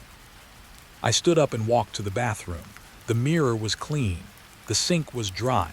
The towels were folded neatly. I looked at myself in the mirror. I looked tired. My eyes were red. My face looked drawn. I could see the lines on my forehead from the stress of driving. I could see the way my shoulders were hunched. I took a deep breath and tried to relax. I turned off the bathroom light and went back into the room. The lamp on the nightstand glowed softly. I sat on the bed again and stared at the TV. The screen was dark. I didn't turn it on. I didn't want any noise. I just wanted to rest. But the motel didn't feel like a place where rest was easy. I lay down on the bed and stared at the ceiling. The sound of the clock ticking in the office seemed to echo in my head. The quiet felt too heavy. I closed my eyes. For a moment, I felt like I was drifting. And then I heard it. A soft sound, like someone whispering. I opened my eyes. The room was still. The lamp glowed. The bed was neat. The air was still. But the sound came again. A whisper. Not a word, just a sound. Like someone speaking close to your ear but without making any real noise. I sat up slowly, my heart pounding. The whisper came again. "Hello." It was so quiet that I almost didn't hear it. But it was there. The word felt like it was spoken by someone right next to me. I looked around the room. No one. Just the empty room. The air felt colder now. The light seemed dimmer. The silence felt heavier. I told myself it was my mind, that I was tired, that the long drive was making me imagine things. But the whisper came again. "Please." The word made my skin crawl. It felt like the motel was speaking to me. Like the building had a voice. I lay back down, trying to calm my breathing. I told myself to sleep, that I could rest, that the whisper was nothing. But the whisper kept coming. Soft, quiet, like someone trying to speak without waking anyone. And I realized something that made my stomach drop. The motel wasn't empty. Something was here. something that had been waiting for someone to arrive, something that wanted me to stay. And I didn't know if I could leave. The next morning, I woke up feeling like I hadn't slept at all. The room was quiet. The lamp was still on, casting a warm glow over the bed. The air felt heavy, like it had been sitting in the room for a long time. The curtains were still drawn, and the window looked out into the empty parking lot. I sat up slowly, my body stiff. My mind felt foggy. I tried to remember the drive, the road, the long hours. I tried to remember why I had stopped at this motel. But the memory felt distant, like it was behind a glass wall. I stood up and walked to the bathroom. The mirror showed a face I didn't recognize. The same tired eyes, the same drawn expression, but something else too. Something like fear hiding behind my skin. I washed my face and tried to clear my thoughts. I told myself that I was just tired, that the long drive had made me paranoid, that the whisper in the night was just my mind. I went back into the room and sat on the bed. I didn't want to stay.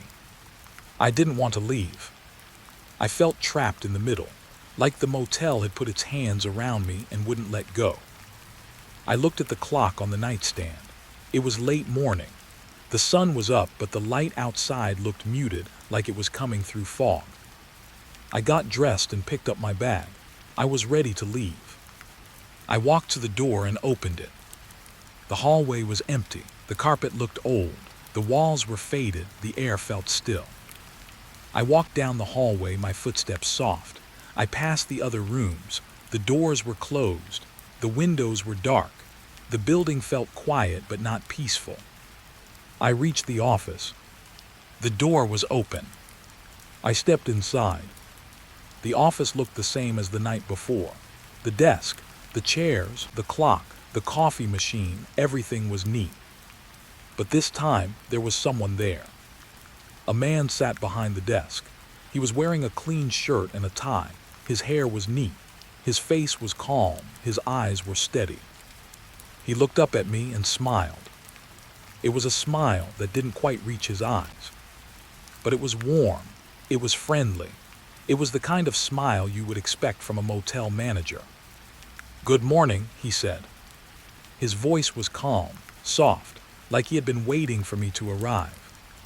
"Good morning," I replied, trying to keep my voice steady. He gestured toward the chair in front of the desk. "Please have a seat." I hesitated, then sat down. My hands were still shaking slightly. The air felt heavy, like the room was holding its breath. The manager leaned back in his chair, his smile still on his face. "Did you sleep well?" he asked. I swallowed. I think so." He nodded slowly. That's good. He looked at me for a moment, his eyes calm and steady. Then he said, "You know you don't have to rush. You can stay, just one more night." I felt my stomach drop. I stood up, my heart pounding. "No, I need to leave. I've got a long drive ahead of me." The manager's smile didn't change. He remained calm. He leaned forward slightly, as if he was sharing a secret. "I understand," he said softly, "but it's safer if you stay, just one more night." I felt a strange feeling, like I was being gently pushed back into my chair, like the words were a hand guiding me. "I don't want to stay," I said, my voice shaking. "I want to leave." The manager's smile widened slightly. "Of course," he said, "you can leave, but you should wait until tonight. It's better that way." I stared at him, trying to understand what he was saying. The words didn't make sense. The building felt like it was pressing in around me. I looked at the keys behind the desk. I saw room 6. I saw the other room numbers. I saw the neat rows of keys like a list. I looked back at the manager. "Why are you so calm?" I asked. "Why do you want me to stay?" The manager's smile remained. His eyes stayed steady. He leaned back in his chair and said, "You're tired. You've been driving for a long time. You need rest." I shook my head. "I need to leave." The manager nodded slowly. "You can leave," he said, "but not yet." His voice was gentle, but there was something behind it, something that felt like certainty. Like he knew what would happen if I tried to leave. I felt my throat tighten. My hands began to tremble. The manager leaned forward again. "Listen," he said softly. "You're safe here. The road out there is not kind. It can be dangerous at night. You don't want to drive tired. You could hurt yourself." I stared at him, trying to find a way to argue, trying to find a reason that would make him let me go. But the manager's calmness made it hard to argue. It made it feel like I was the one being unreasonable, like I was the one who didn't understand. He continued, "Just one more night, then you can leave, I promise." His voice sounded sincere, like he was speaking to someone he cared about. But I didn't feel cared for. I felt trapped. I stood up again, my heart pounding. "No," I said, "I'm leaving now." The manager's smile didn't change. He reached into his desk drawer and pulled out a small folder. He slid it across the desk toward me. I stared at it. "What is that?" I asked. The manager said, "It's your registration." I picked up the folder. The paper inside was neat. The handwriting was careful. The information was filled out. My name, my license number, my destination. I hadn't filled it out. I hadn't signed anything. But the form was there, complete. My hand trembled as I opened the folder. I looked at the registration. My name was written clearly. But under the destination, there was a note. "Please stay, we've been waiting." I felt my skin go cold. I looked up at the manager. His smile was still there. His eyes were still calm. He said, "It's okay, you're safe here." I stood there holding the folder, my heart pounding. I felt like I was in a dream, like I was trapped in a place where the rules didn't apply. I looked at the clock on the wall. It was late afternoon. The sun was low, casting long shadows across the parking lot. I felt a sudden urge to leave, to run, to get back in my car and drive until I couldn't drive anymore. But the manager's calmness made it hard to move. Like the motel was a place that didn't want you to leave. I took a step back. The manager's smile stayed the same. He said, "Just one more night." I felt a chill run through my body. I didn't know what to do. I didn't know how to leave. And the manager's smile made me feel like he already knew. Like he already knew that I would stay. Like he had already planned for it. I turned and walked back toward the door. I didn't look back. I didn't want to see his smile again. I opened the door and stepped into the hallway. The air felt colder. The hallway looked longer. The quiet felt heavier. I walked back to my room, my heart pounding.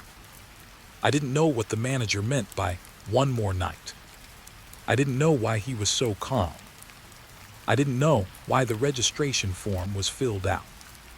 But I knew one thing. The motel was expecting me. And I wasn't sure I wanted to find out why. The first time it happened, I thought I was still dreaming. I woke up in the middle of the night. The kind of wakefulness that feels like your body is caught between sleep and waking. The lamp on the nightstand was still on, casting a soft light over the room. The air was still. The silence was heavy. I turned my head and looked at the door. The number on the door was different. It was room 6 anymore. It was room 9. I stared at it for a long time, my heart beating hard in my chest. The number was clear. The paint was fresh.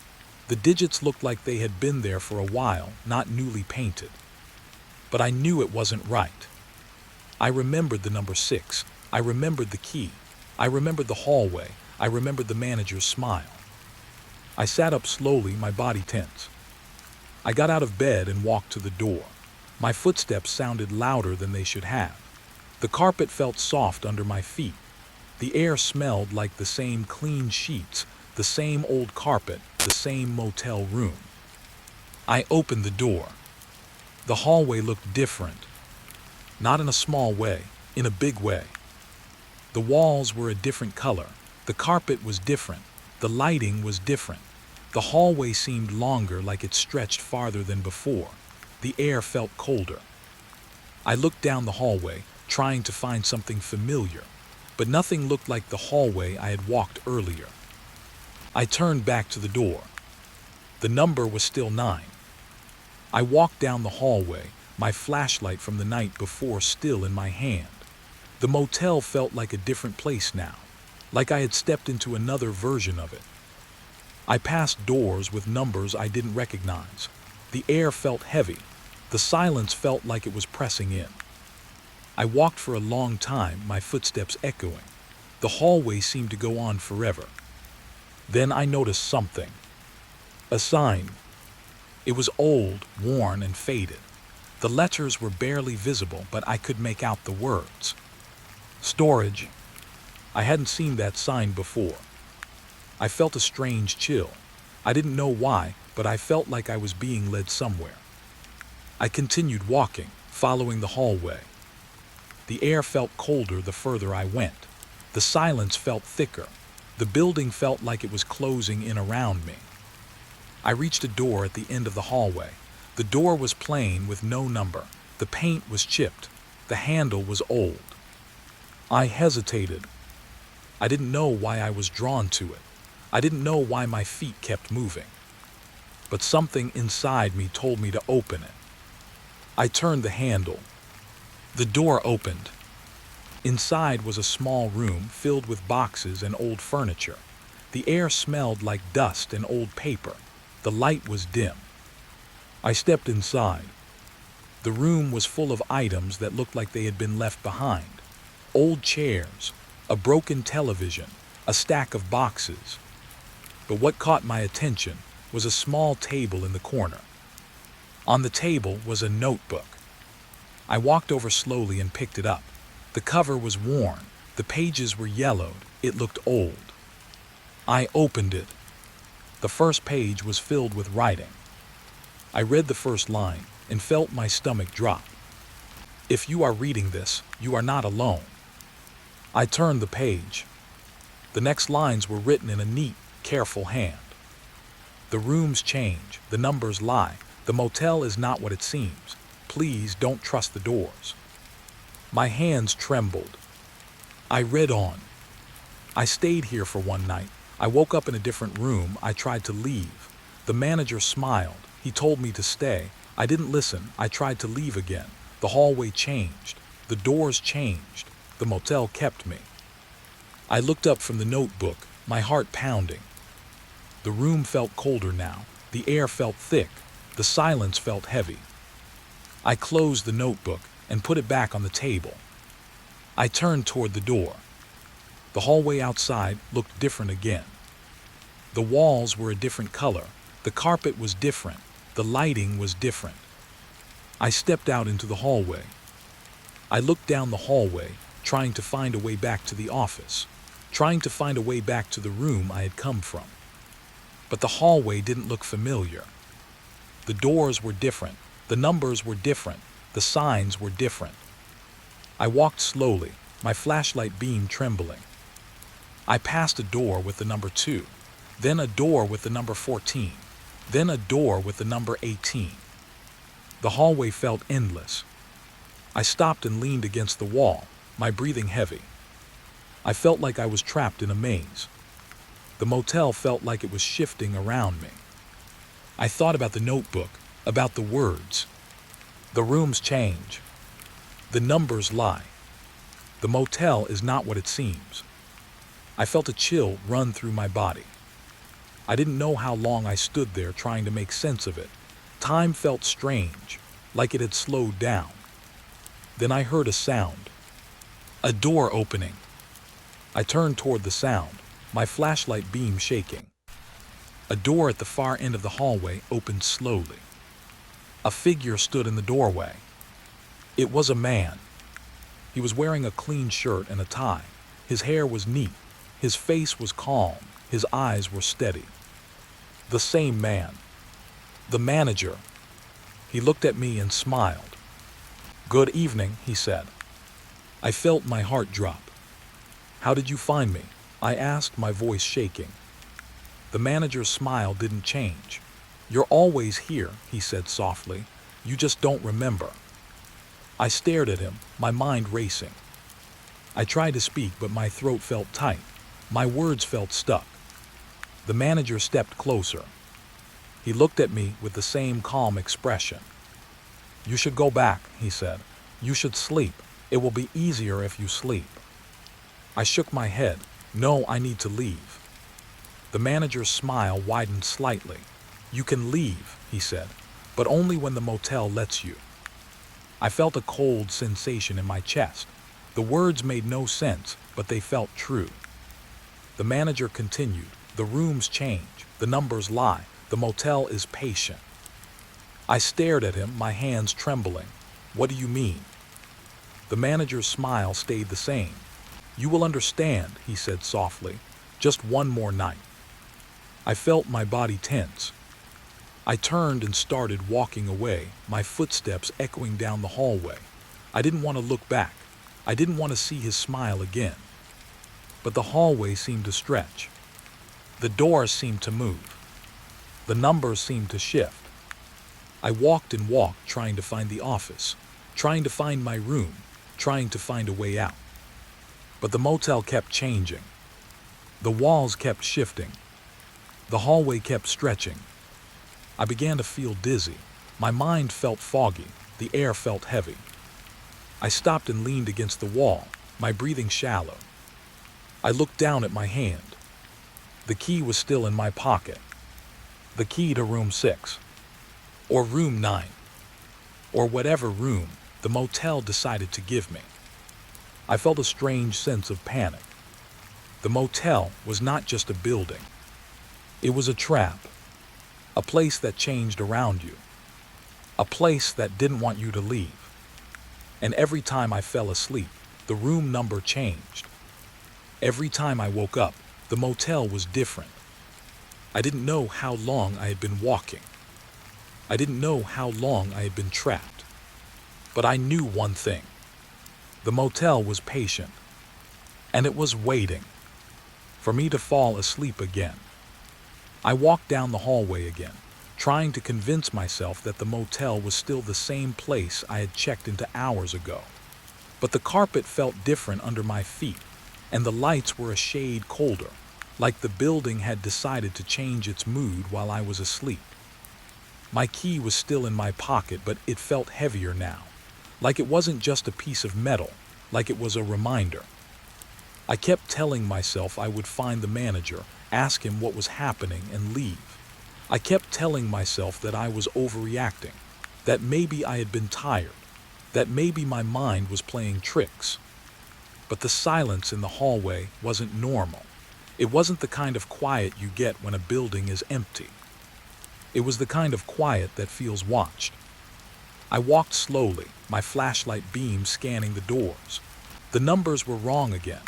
They kept changing, like the motel was rearranging itself around me. I reached a door that had no number at all. It was plain, old, and worn. The door was slightly open. A sliver of light spilled out into the hallway. I stood there for a moment, staring. I could hear soft voices from inside. Not loud, not urgent, just quiet. Like people talking in a room where they didn't want to be heard. I hesitated, my heart beat fast. I didn't know why I felt drawn to that door, but something inside me told me I needed to go in. I pushed the door open. Inside was a small lounge area. A few chairs were arranged around a coffee table. A dusty television sat in the corner. The air smelled like old carpet and stale air. And there were people. 3 of them. They sat in the chairs, quiet and still. Their faces were pale, their eyes tired. They looked like they hadn't slept in days, or maybe they had slept too much.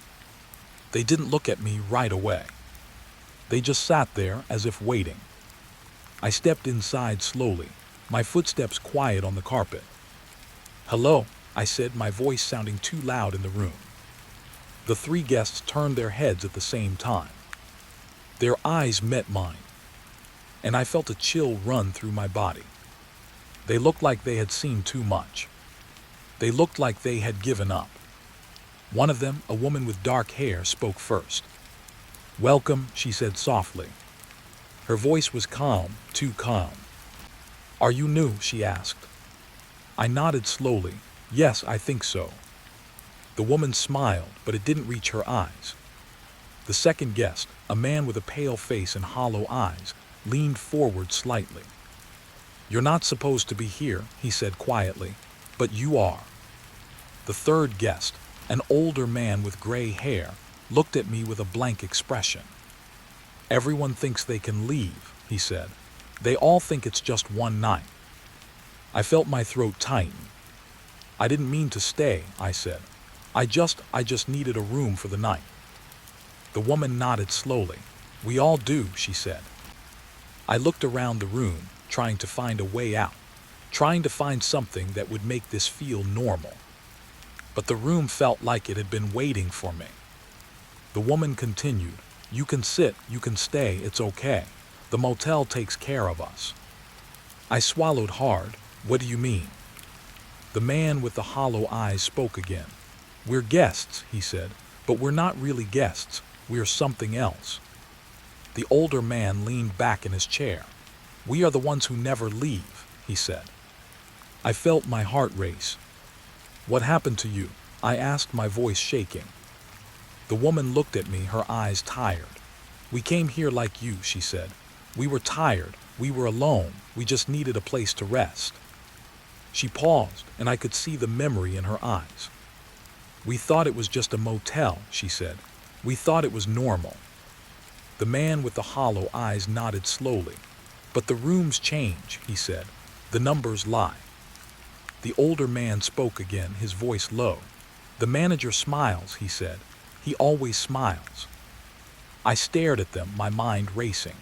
Their words were the same as the notebook, the same as the manager.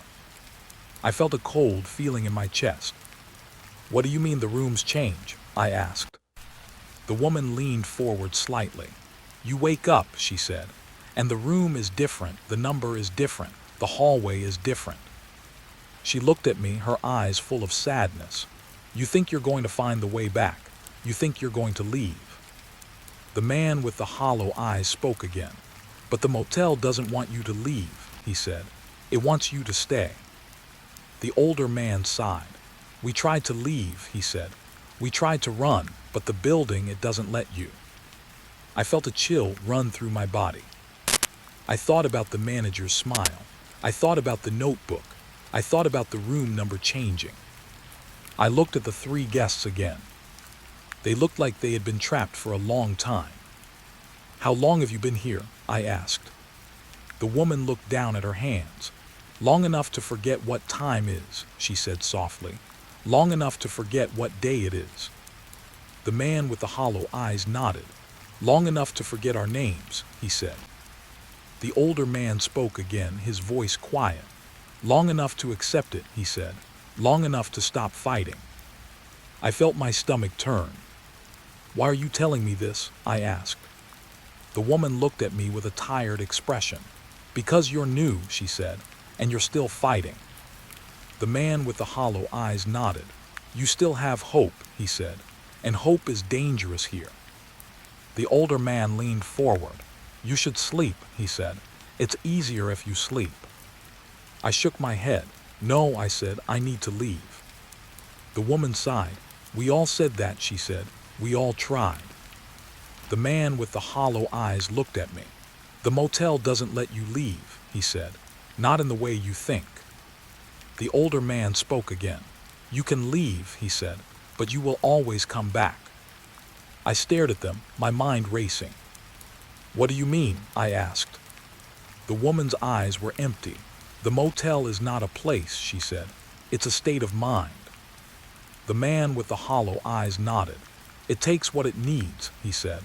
"It takes your fear, it takes your loneliness." The older man looked at me. "And it keeps you," he said. "It keeps you until you become like us." I felt my hands tremble. I looked at the door. I wanted to run. but my legs felt heavy. The three guests sat quietly, watching me.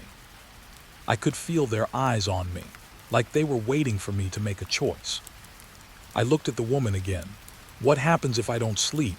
I asked. The woman's expression didn't change. "You'll stay awake," she said, "and you'll hear things." The man with the hollow eyes spoke again. "You'll hear the building," he said. "You'll hear the walls, you'll hear the rooms." The older man leaned back in his chair. "You'll hear the manager," he said. "You'll hear his smile." I felt my heart race. I thought about the silence in the hallway. I thought about the changing rooms. I thought about the motel. I realized then that the motel was not just a building. It was a trap. And the guests were not just guests. They were victims. I took a step back. The woman's eyes followed me. "It's okay," she said softly. "You can stay." I shook my head. "No," I said, "I have to go." The man with the hollow eyes watched me. "You can try," he said. The older man looked at me with a blank expression. "But you will always come back," he said. I turned and walked toward the door. My footsteps felt heavy. The hallway outside looked different again. The carpet was different. The walls were different. The lighting was different. I walked down the hallway, my heart pounding. I didn't know where I was going.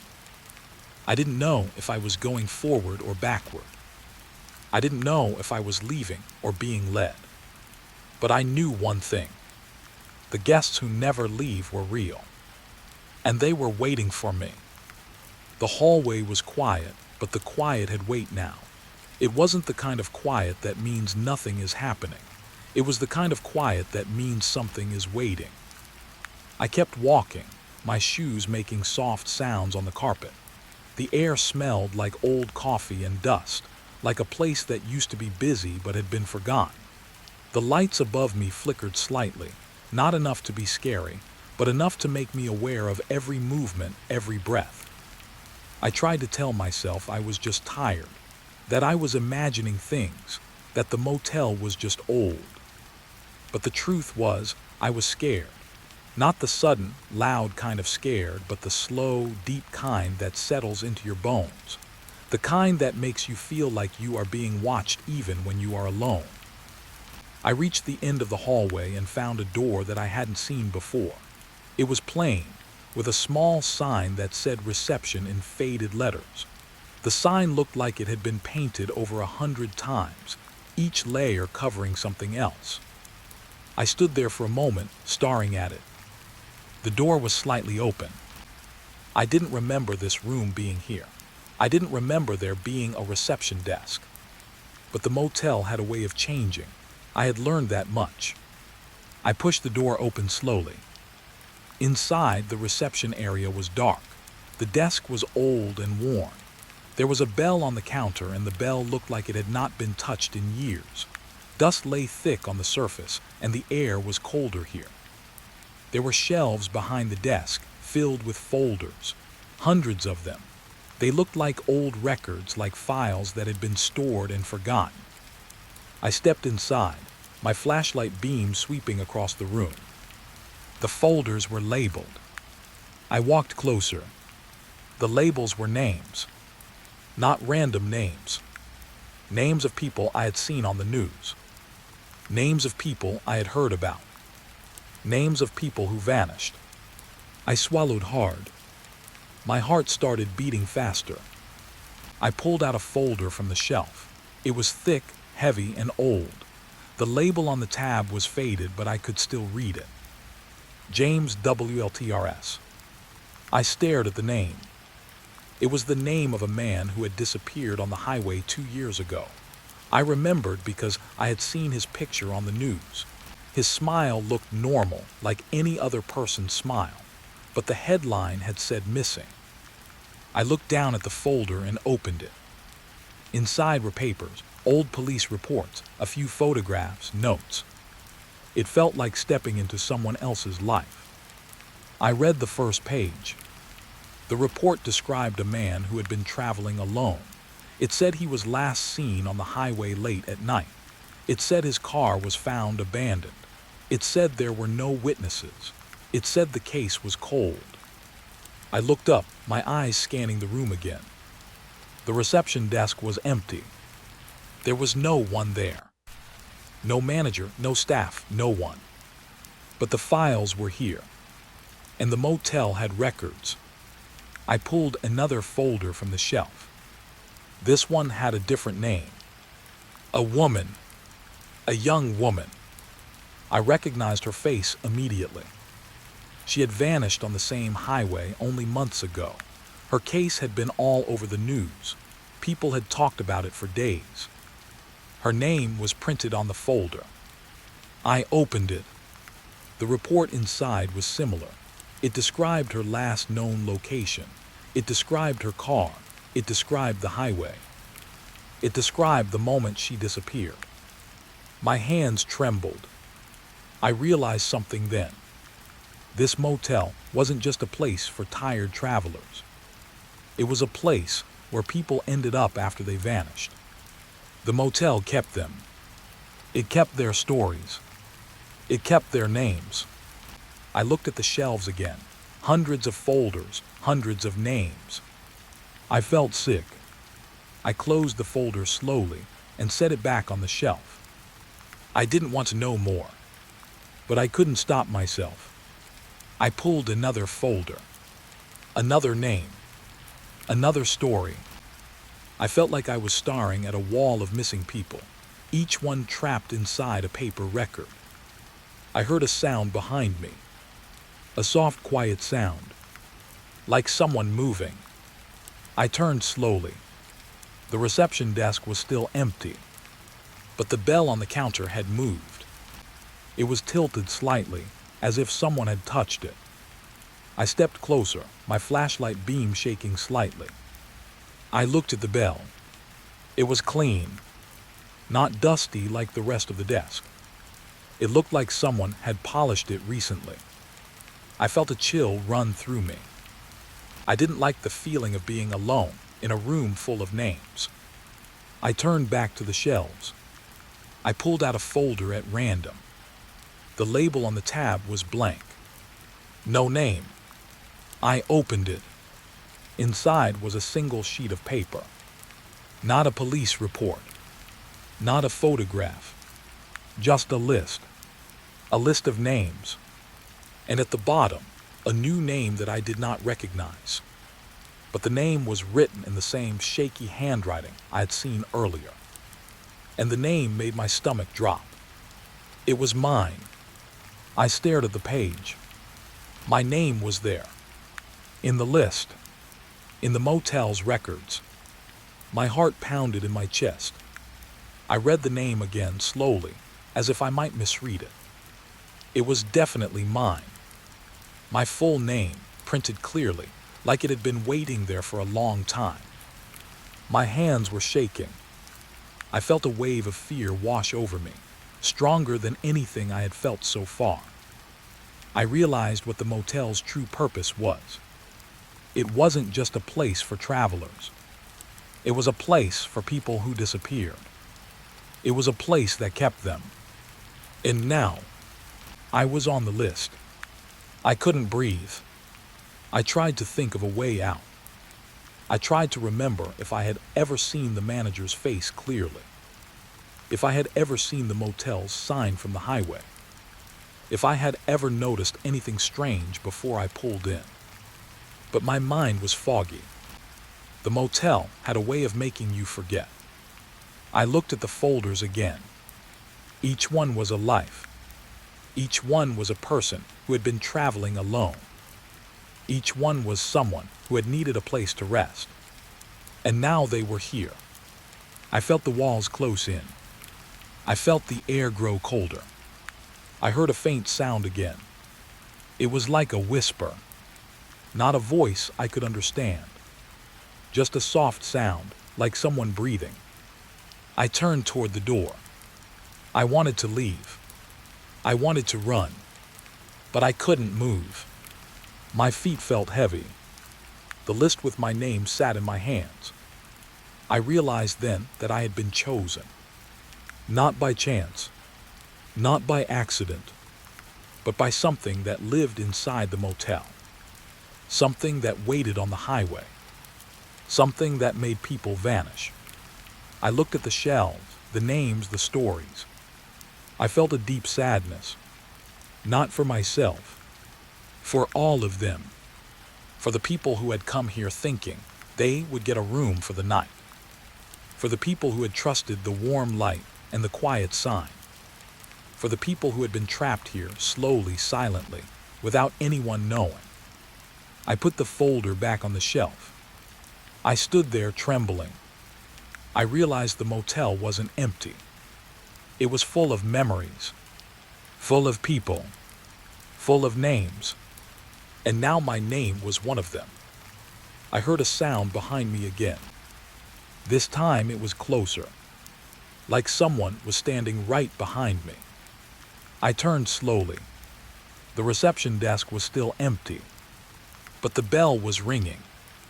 Just once, softly, as if someone was calling me, as if someone wanted me to stay. I backed away from the desk, my heart pounding. I didn't know what to do. I didn't know how to escape. I only knew one thing. The motel had found me, and the list had been waiting. The library was quiet in a way that felt almost like a held breath, the kind of quiet that makes your own breathing sound too loud. I had stayed late before, many times, but tonight felt different. The fluorescent lights above me buzzed softly, and the rows of books seemed to lean closer, as if they were listening. It was past closing and the building had already emptied out. The usual sounds, footsteps, whispers, the soft rustle of pages were gone. Only the hum of the air conditioning remained and the distant tick of the clock on the wall. I could feel the time moving, slow and steady, like a heartbeat. I had agreed to stay late, to sort through a donation pile. The library had received a large box of old books from a family who had moved away. They said they were clearing out an old house, and the books were left behind. I was told to check them for damage and catalog anything that could be added to our collection. It was the kind of job that was supposed to be simple. But the box felt heavy when I carried it to the back room. It had been taped shut with thick brown tape, and the cardboard was worn and stained, as if it had been moved around many times. I set it down on the sorting table, the surface scratched from years of use. I sat down in the chair and pulled the box open. The smell hit me first. Old paper, dust, something like mildew, the scent of time. Inside were books wrapped in brown paper. Each one was tied with string like they had been packed carefully and stored away. I unwrapped the first one and saw a hardcover with a cracked spine. The title was faded, but I could still make out the letters. It was a book I recognized. A classic, something that should have been in the library for years. I checked the front cover, expecting to see a library stamp. There was no stamp. Instead, there was a small handwritten note on the inside cover. The note said, "RETURNED," and below it a date. Not a recent date. A date from decades ago. I felt my skin go cold. I checked another book. Same thing. A note inside the cover, RETURNED, and a date. Each date was older than the last. Some were from the 1970s, some from the 1960s. One even had a date from the 1950s. I sat back in my chair, my mind racing. How could these books be unreturned? How could they be sitting in a box, waiting to be sorted after all this time? I thought of the library's records. We kept everything, every checkout, every return, every fine, every date. The system was digital now, but the old records were still there, archived and stored. I stood up and walked to the computer. My fingers moved automatically, as if my body knew what to do even before my mind did. I searched the catalog for the first book. The record came up. It showed the book had been checked out in 1978, and it had never been returned. I stared at the screen. I felt like the air in the room had thickened. I checked the next book. It had been checked out in 1965. Never returned. And the next one. Never returned. I couldn't believe it. I felt a strange sense of unease. Not fear exactly. More like the feeling you get when you realize you have missed something important for a long time. I returned to the table and pulled out another book from the box. The paper wrapping crackled as I untied the string. The book inside was old and worn, its pages yellowed with age. I opened it carefully. Inside the cover, there was a handwritten note like the others. RETURNED. But this one had something else. A name. A person's name, written in neat cursive. I recognized the name immediately. It was the name of a woman who had been a librarian here decades ago. She had retired years before I was born. Her name was on a plaque in the library, in the front lobby. She was known for her quiet manner and her dedication to the books. I felt a shiver run through me. Why would her name be in this book? I turned the page and saw something else. A date. A date that matched the time she worked here. I flipped through the pages slowly, my heart beating faster.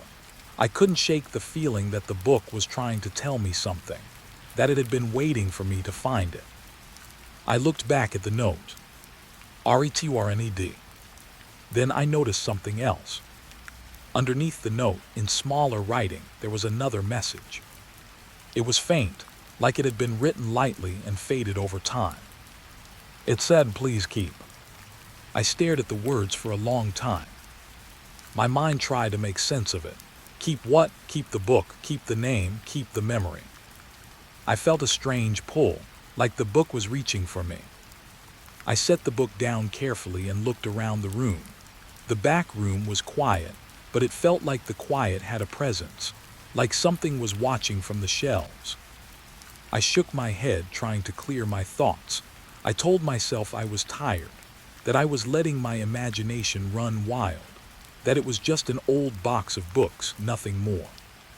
But the feeling wouldn't go away. I picked up another book from the box and unwrapped it. This one was different. It wasn't a classic. It was a small, thin book like a journal. The cover was worn and the pages looked like they had been handled often. I opened it. Inside, the first page was filled with handwriting. Not a note like the others. A list. A list of names. Some of the names were familiar. Names of people who had worked here. Names of people who had been regular visitors. Names of people who had moved away. And then there were names I didn't recognize. Names that felt like they belonged to strangers. I read the list slowly. The names were written in the same neat cursive as the note in the other book. The same handwriting as the librarian's name. At the bottom of the page, there was a date. A date from decades ago. And underneath the date, another message. It said they never left. I felt my stomach drop.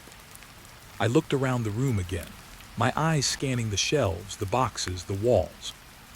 I felt a sudden urge to leave, to get out of the back room and into the open space of the library, to be around people, to be somewhere that felt normal.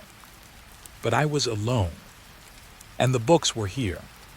I closed the journal slowly and set it down. I stood up, my legs feeling shaky. I walked back to the table and looked at the box again. It was full of more books, more notes, more dates, more names. I realized then that this wasn't just a donation. This was something else. This was a collection of things that had been hidden, things that had been kept, things that had been waiting. I thought about the library's old records, the digital system, the archives, the shelves that held books from decades ago. I thought about the librarian whose name was in the book. I thought about the note that said, "Please keep." I felt a cold sense of dread, like I had stumbled into a secret that had been buried for years. I walked back to the computer and opened the archives. I searched for the librarian's name. The record came up. Her name was listed in the staff records. She had worked here for decades. But there was something else in the record that I had never noticed before. A note. It was short and it was strange. It said, "Left early." I stared at the words. Left early. Why? I clicked on the note, trying to find more information. There was nothing else. No explanation. No reason. Just that note. I felt a chill run through me. I thought about the books. I thought about the list of names. I thought about the message. They never left. I looked around the room again, and for a moment I thought I saw movement in the corner of my eye, a shadow shifting behind the shelves. I turned quickly, but there was nothing there. The quiet returned, but it felt different now. It felt heavier. I knew then that something was in the library with me. Something that had been here for a long time. Something that had been waiting. I sat back down at the table, my hands trembling slightly. I picked up another book from the box. I unwrapped it. Inside was another note. RETURNED. And a date. Decades ago. I looked at the note, and my mind began to fill with questions. Who returned these books? Who wrote the notes? Why were they here? And what did it mean when the message said they never left? I felt a sense of dread that I couldn't shake. I felt like the library was not just a place for books. It was a place for stories. And some stories didn't end. Some stories stayed. Some stories never left. I looked at the box again, and I realized with a sudden, sinking feeling that I had only just begun to uncover what was inside. The donations weren't just old books. They were old secrets. And I was the one who had opened them. The box of donated books sat on the sorting table like a small, quiet trap. The air around it felt heavier now, as if the room itself had become aware of what I was doing.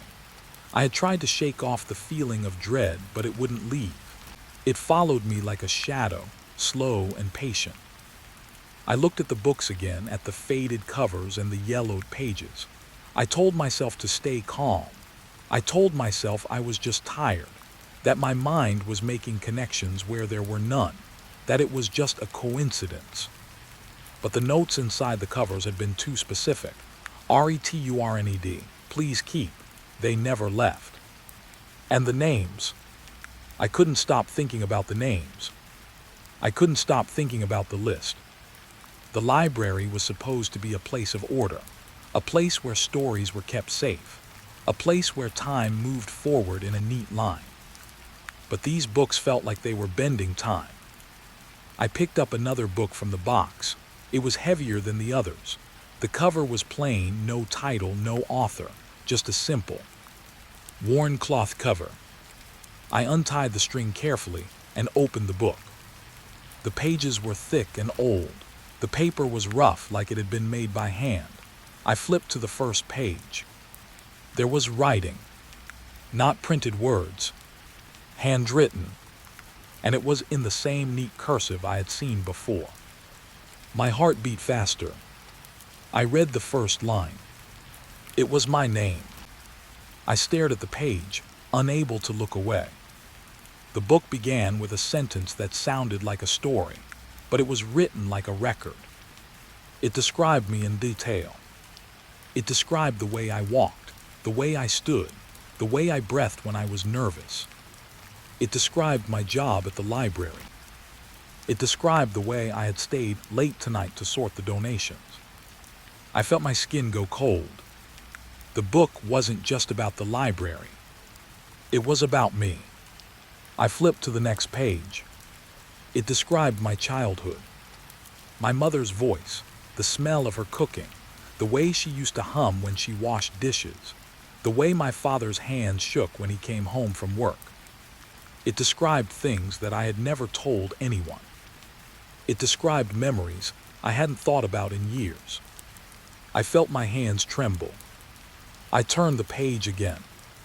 The writing continued. It described my first day at the library, the way I had been nervous, the way I had felt proud when I had finally learned the catalog system, the way I had felt like I belonged. It described my friends, my worries, my dreams. It described things I had never spoken out loud. I felt like the book was inside my head. I kept reading. The pages moved forward through my life, describing moments I remembered and moments I had forgotten. It was like watching a film of my life, written in ink. I read about the day my father died, the way I had stood in the hospital room, feeling helpless, the way the nurse had told me to take a moment outside, the way the hallway had felt too bright. I read about the day my mother moved away, the way she had packed her bags in silence, the way she had said goodbye without looking at me. I read about the nights I had spent alone, the nights I had cried, the nights I had tried to be strong. The book described all of it. And then, as I turned the pages, I saw something that made my breath catch. The writing began to describe events that hadn't happened yet. It described a moment in the library that I hadn't lived. It described a phone call I hadn't received. It described a knock on the door that hadn't come. I read the words again, slowly, as if the ink might change if I didn't pay attention. It said, "The door will open at midnight." I looked at the clock on the wall. It was 11:10.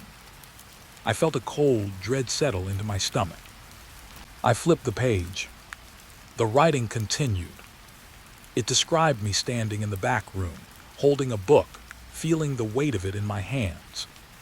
It described me looking up at the shelves and seeing a shadow move. It described the feeling of being watched. I felt my skin go cold. I looked around the room again, as if I might see the shadow right now. But the room was still. The lights buzzed. The air was still. I flipped the page again. It described a sound. A soft sound. A whisper. A voice that sounded like it was coming from the walls. It described the feeling of someone calling my name. My name. It described the way my heart would beat faster. The way my hands would shake. The way I would try to convince myself I was imagining it. I felt my throat tighten. I closed the book slowly. I sat there staring at the cover, my mind racing. I didn't know what to do. I didn't know if I should keep reading. I didn't know if I should throw the book away. I didn't know if the book was a warning or a trap. I felt a sudden urge to leave the library, to go outside, to breathe fresh air, to be around people. But the library was quiet, and the book was here. I opened the book again, unable to stop myself. The writing continued. It described me walking down the hallway of the library, searching for the donation box.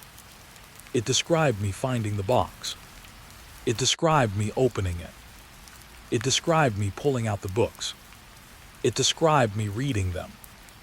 It described me realizing something was wrong. I stared at the page.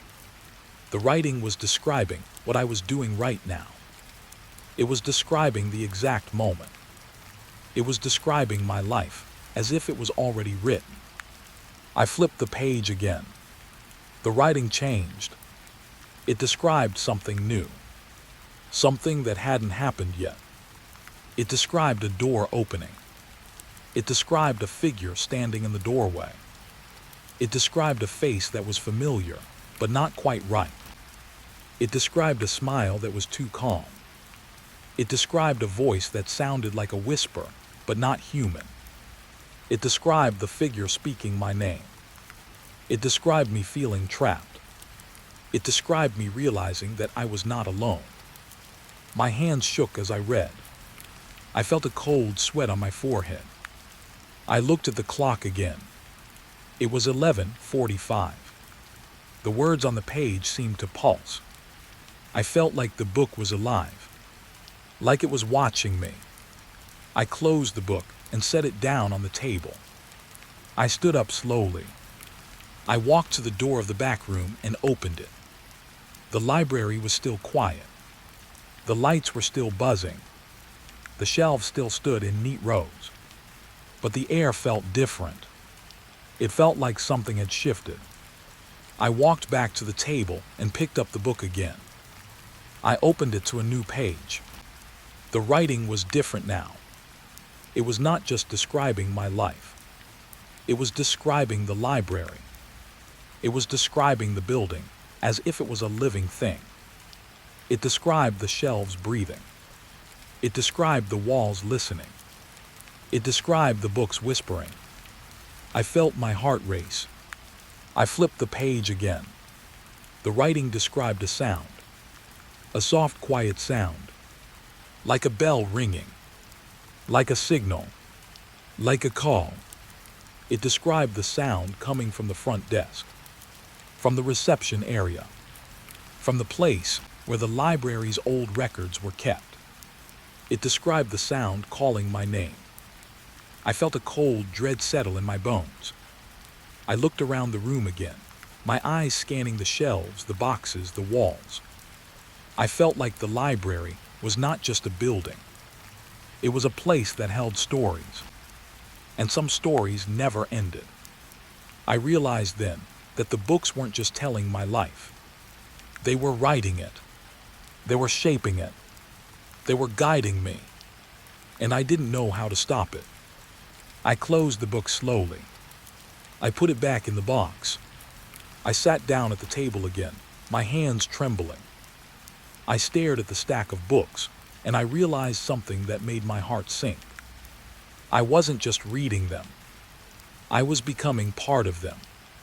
And the pages never ended. I didn't sleep that night. I tried, of course.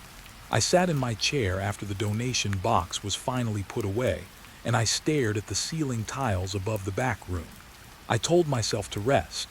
I told myself I would feel better in the morning. I told myself the books were just old and strange, and that I was letting my imagination turn them into something they were not.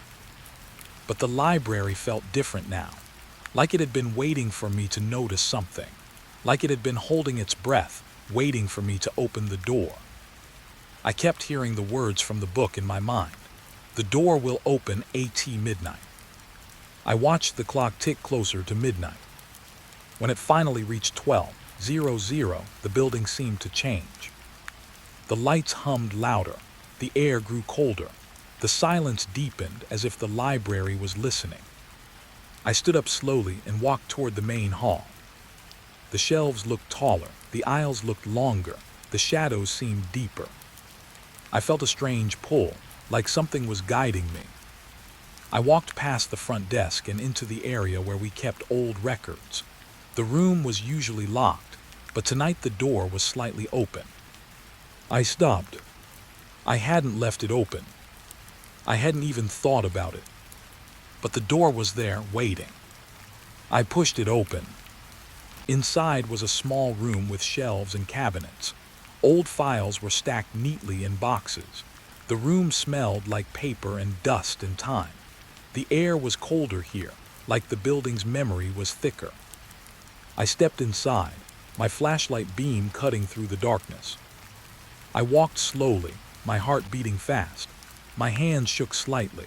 I felt like I was walking into a place I was not supposed to see. The shelves were full of files. Not the usual records. These were different. They were labeled with dates, names, case numbers. Missing persons. Unexplained deaths. Cold cases. I stared at the labels, my mind racing. I had never seen these files before. I had never known they existed. I pulled out a file from the shelf. The label was old, the ink faded, but I could still read it. Missing Highway 7, 1983. I opened the file carefully. Inside were photographs, a map, police reports, notes. I read the first report. It described a car found abandoned on Highway 7. The driver missing. No signs of struggle, no witnesses, no explanation. The report mentioned a motel. A small roadside motel. The kind with a warm light and a quiet sign. My heart sank. I read further. The report mentioned a librarian. A librarian who had stayed late. A librarian who had found a box of books. A librarian who had opened the box. A librarian who had not been seen again. I felt my hands go cold. I read the name at the top of the report. It was my name. I stared at it, unable to breathe. The file described me in detail. It described the night I had stayed late. It described the box of books. It described the feeling of dread. It described the moment I realized something was wrong. It described everything. But it also described something else. It described a date. A date in the future. A date that had not happened yet. I felt my stomach drop. I flipped through the file, my eyes scanning the pages. It described a case that had never been solved, a case that had been closed, a case that had been forgotten. It described a series of disappearances on the highway, people who had vanished without a trace, people who had never been found. It described a pattern. It described the motel with the warm light, the motel with the quiet sign, the motel that never showed up on maps, the motel that existed only for those who were lost. I felt a deep sense of dread. I put the file back on the shelf slowly. I couldn't breathe. I walked further into the room, my flashlight beam scanning the shelves. I pulled out another file. This one was labeled Unexplained Death, Library, 1971. My heart pounded. I opened it. Inside were reports of a death in the library, a death that had been ruled accidental, a death that had been written off. But the details were strange. The report described a librarian who had been found in the back room. The report described her face as pale and her eyes wide open. The report described her hands gripping a book. The report described the book as if it was alive. The report described the book as if it was watching. I felt my skin go cold. I looked at the date on the report. The year the librarian had retired. The year the librarian's name had been placed on the plaque in the front lobby. The year the library had gained a new story. A story that had been hidden. I closed the file slowly. I couldn't shake the feeling that the room was watching me. I walked deeper into the hidden archives, my flashlight beam cutting through the darkness. The shelves seemed to go on forever. The files seemed to stretch into the distance. The room felt larger than it should have been. I felt like I was in a different part of the building entirely. I pulled out another file. This one was labeled Missing, Highway 7, 1990. I opened it. The report described a man who had vanished on the highway. The report described his car found near a motel. The report described a note found in his pocket. The note was written in neat cursive, the same cursive as the notes in the books. The note said, "RETURNED." I felt my heart race. I read further. The report described the man's last known location. It described him walking into the motel. It described him being seen by the manager. It described the manager smiling. It described the man being offered a room. It described the man staying for one night. It described the man never leaving. I felt a chill run through my body. I looked at the shelves again, my eyes scanning the labels. The files were all connected.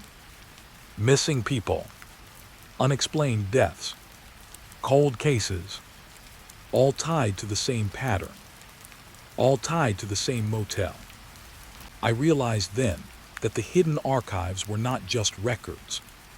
They were a map of the people who had been taken, a map of the stories that had been erased, a map of the lives that had been trapped, I felt a sudden urge to leave the room, to go back to the main library, to be around people, to be somewhere that felt normal. But I couldn't move. I felt like something was holding me in place. I heard a sound, a soft sound, like paper rustling. I turned slowly. The shelves were still. The files were still. But I saw something move in the corner of my eye. A shadow, a figure. I couldn't make it out clearly, but I felt it watching me. I felt its presence. I felt its attention. I walked toward the sound, my heart pounding. The figure seemed to move away, just out of reach. I followed it, my flashlight beam shaking. I walked deeper into the archives, the shelves closing in around me.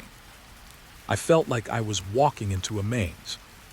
I felt like I was being led. I heard the sound again. Paper rustling. A whisper. A voice. I couldn't make out the words, but I felt the meaning. It was calling my name. It was calling me deeper. I realized then that the hidden archives were not just a room. They were a doorway to something else, a doorway to the stories that had been trapped, a doorway to the people who had never left. I stood there, my heart pounding, my breath shaking. I looked at the files, the labels, the names. I realized with a cold clarity that the library had been hiding something for decades. And now I had found it. I had opened the door, and the hidden archives had opened to me. I didn't notice it at first, not the way the library changed.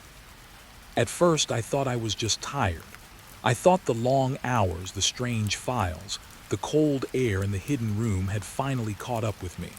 I thought my mind was playing tricks, that the books had started to blur together, that my memory was slipping. But then I looked up from the file I was reading, and I realized something was wrong. The room I was in wasn't the room I had entered.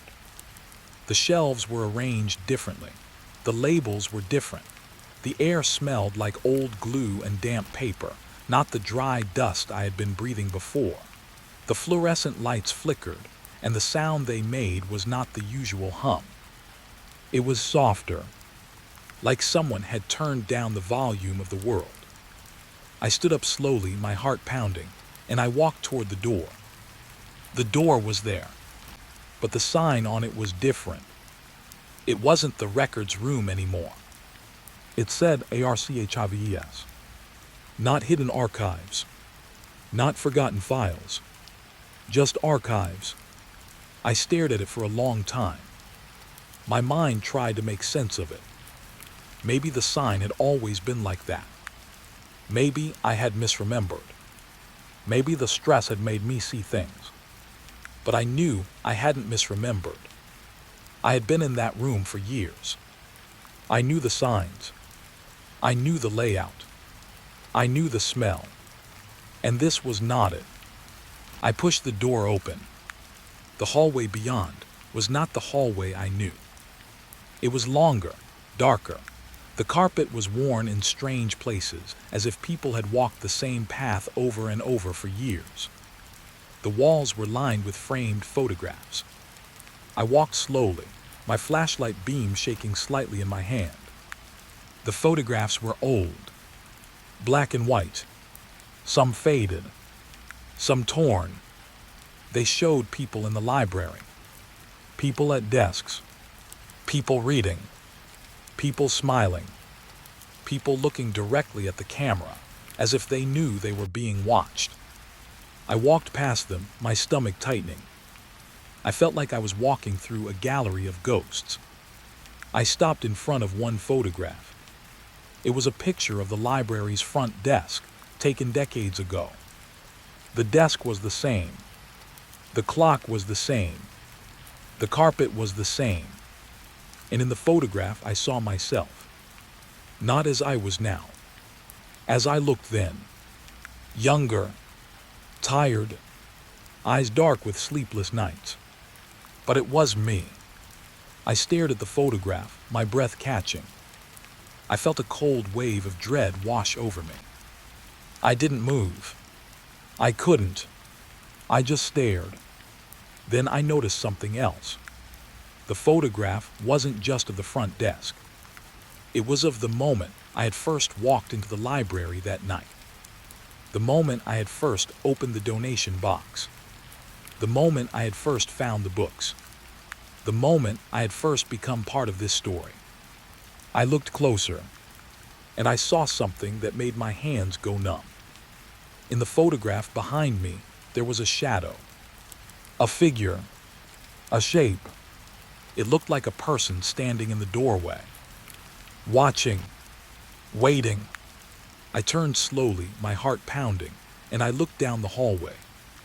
There was no one there, but the feeling remained. I felt watched. I felt followed. I walked further down the hall, my eyes scanning the photographs. I noticed that the frames were not just photographs. They were pages. Pages from books. The pictures were printed on paper that looked like it had been torn from the books I had found. The edges were rough. The ink was faded. The paper was thick. I reached out and touched one. It felt warm, like it had been recently handled, like it was alive. I pulled my hand back quickly, my skin prickling. I continued walking. The hallway led to a large room, a room I had never seen before. The walls were lined with shelves filled with books, books of every size, books of every age, books with titles that made my throat tighten. The books were not arranged in any order I recognized. They were scattered, as if someone had placed them there in a hurry. In the center of the room was a table. On the table was a single book. It was open. The pages were blank, except for one line. One sentence written in neat, careful handwriting. I walked toward the table slowly. My heart was pounding. My hands were shaking. I felt like I was approaching the edge of a cliff. I looked at the page. The sentence read, "The library is writing itself." I swallowed hard. My mind raced. What did that mean? Was the library alive? Was it writing me? Was it writing my life? I looked down at the page again. The ink was still wet. The letters were dark. The words seemed to glow slightly, as if they were fresh. I leaned closer. I read the next line, and my stomach dropped. The librarian is now part of the history. I felt my breath catch. My mind went blank. I stared at the page, unable to move. The words were there, clear, unmistakable. The library had written my fate. The library had written my story. I looked up, my eyes scanning the room. The shelves seemed to shift slightly, as if they were breathing. The air felt heavy. The silence felt thick. I realized then that the room was not just a room. It was a stage, a place where stories were created, a place where lives were written, a place where the past and the present merged. I stepped back from the table, my heart pounding. I turned around slowly, my eyes scanning the shelves. I noticed something I hadn't seen before. A section of the shelves was filled with books that had no titles, no labels, no markings, just blank spines. I walked toward them, my flashlight beam trembling. I pulled one from the shelf. The cover was blank. The pages were blank. I opened it. The pages were filled with words. Words that were not written in ink. Words that were written in memory. Words that were written in my mind. The book described my life, my childhood, my family, my dreams, my fears, my regrets. It described the moment I had decided to become a librarian. It described the moment I had moved into this town. It described the moment I had met the people who had become my friends. It described everything. I flipped through the pages quickly, my eyes scanning the words. I saw my life written in detail. I saw my future. I saw the moments I had not yet lived. I saw the moments I would never live. I felt my heart break. I felt tears well up in my eyes. I felt the weight of the library pressing down on me. I closed the book slowly. I held it close to my chest. I felt the paper warm against my skin. I felt the library's presence. I felt it watching me. I felt it waiting. I realized then that I was not the first librarian to find this room. I was not the first person to discover the hidden archives. I was not the first person to become part of the story. The library had been doing this for years. Decades. Centuries. It had been collecting stories. Collecting lives. Collecting people. And it had been waiting for someone like me. Someone who stayed late. Someone who was alone. Someone who would listen. Someone who would read. Someone who would become part of the story. I walked back to the table, my hands shaking. I looked at the open book again. The pages were still blank, except for the lines that had been written. The lines that had been written about me. I stared at the page, my heart pounding. I realized then that the library was not just writing itself. It was rewriting me. It was rewriting my life. It was rewriting my story. And there was nothing I could do to stop it. I felt a deep sense of dread. Not because I was afraid of the library, but because I was afraid of what I had become. I had become part of the history. I had become part of the story. I had become a page in the book. I had become a memory. I had become a name on a shelf. I stood there for a long time, my breath shaking. I didn't know how long I stayed. I didn't know how long I stood in that room. I only knew that when I finally left, the library was quiet again. The lights were normal. The air was normal. The shelves were normal. But the feeling remained. The feeling that the library was not just a building. It was a living thing. It was a story that never ended. It was a place where people went to disappear, and where stories went to live forever. I arrived at the station when the clock still said it was early. The digital display flickered with the same stubborn blue light it always had, like it was trying to stay awake for me. The platform was empty. Not just quiet, but empty. No late-night workers, no tired commuters, no stray cats or rustling trash. Just the long stretch of concrete, the metal benches, and the cold, wet air that clung to my coat. I had been driving for hours, and the fog had been getting worse the closer I got to the city. It was the kind of fog that made everything feel far away, like the world was retreating into itself. When I saw the station sign, I thought it was a relief, a warm place to wait, a place where the night would feel less heavy. But the station was not warm. It was still. It was quiet in a way that felt wrong. I stepped onto the platform and looked down the tracks. The rails vanished into the fog, as if the world had simply ended. I pulled my coat tighter around me and checked my phone. No signal. Of course. It always happened out here. The kind of place where the world stopped, where time seemed to slow down. I walked toward the small waiting area, the only light coming from a few flickering bulbs overhead. The glass walls were smeared with moisture, and the floor was damp. The benches looked like they had been left untouched for days. I sat down and tried to breathe normally, but my chest felt tight. The air smelled like rain and metal. I looked at the timetable on the wall. The last train had been canceled. Fog. That was what it said. No alternative trains. No explanation. Just fog. I stared at the words for a long time, feeling a strange unease settle in my stomach.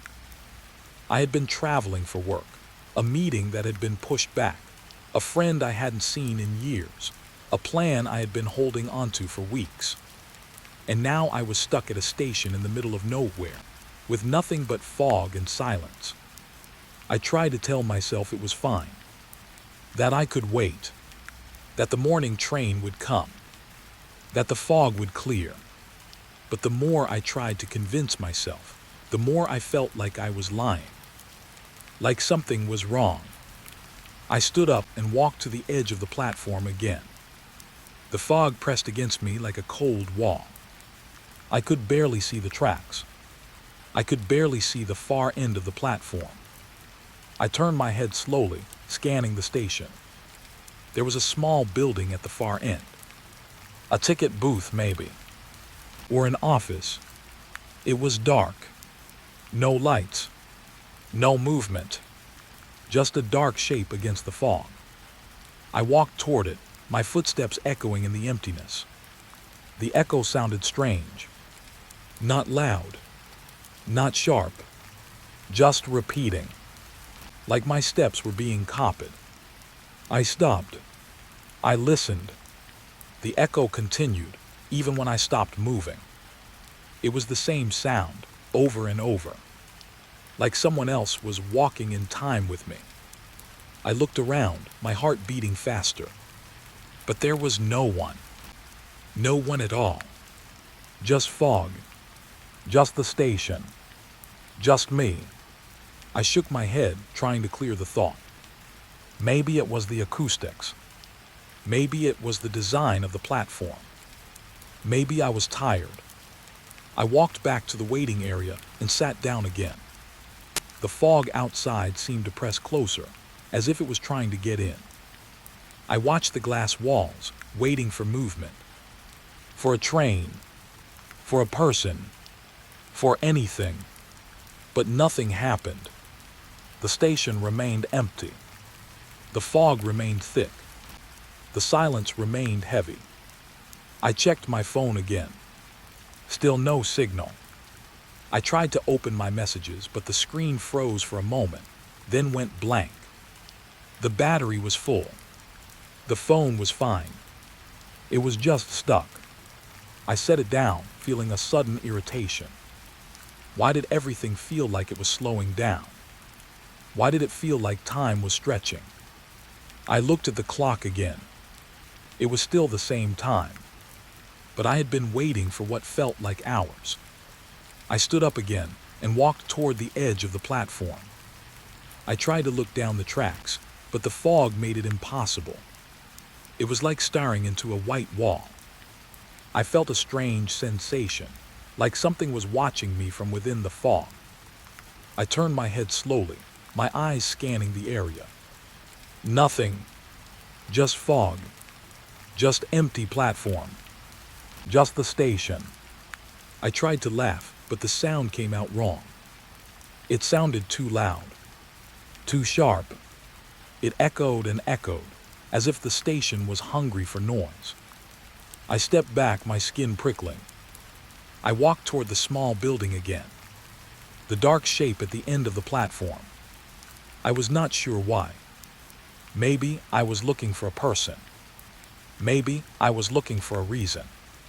Maybe I was looking for something to prove I was not alone. I reached the door.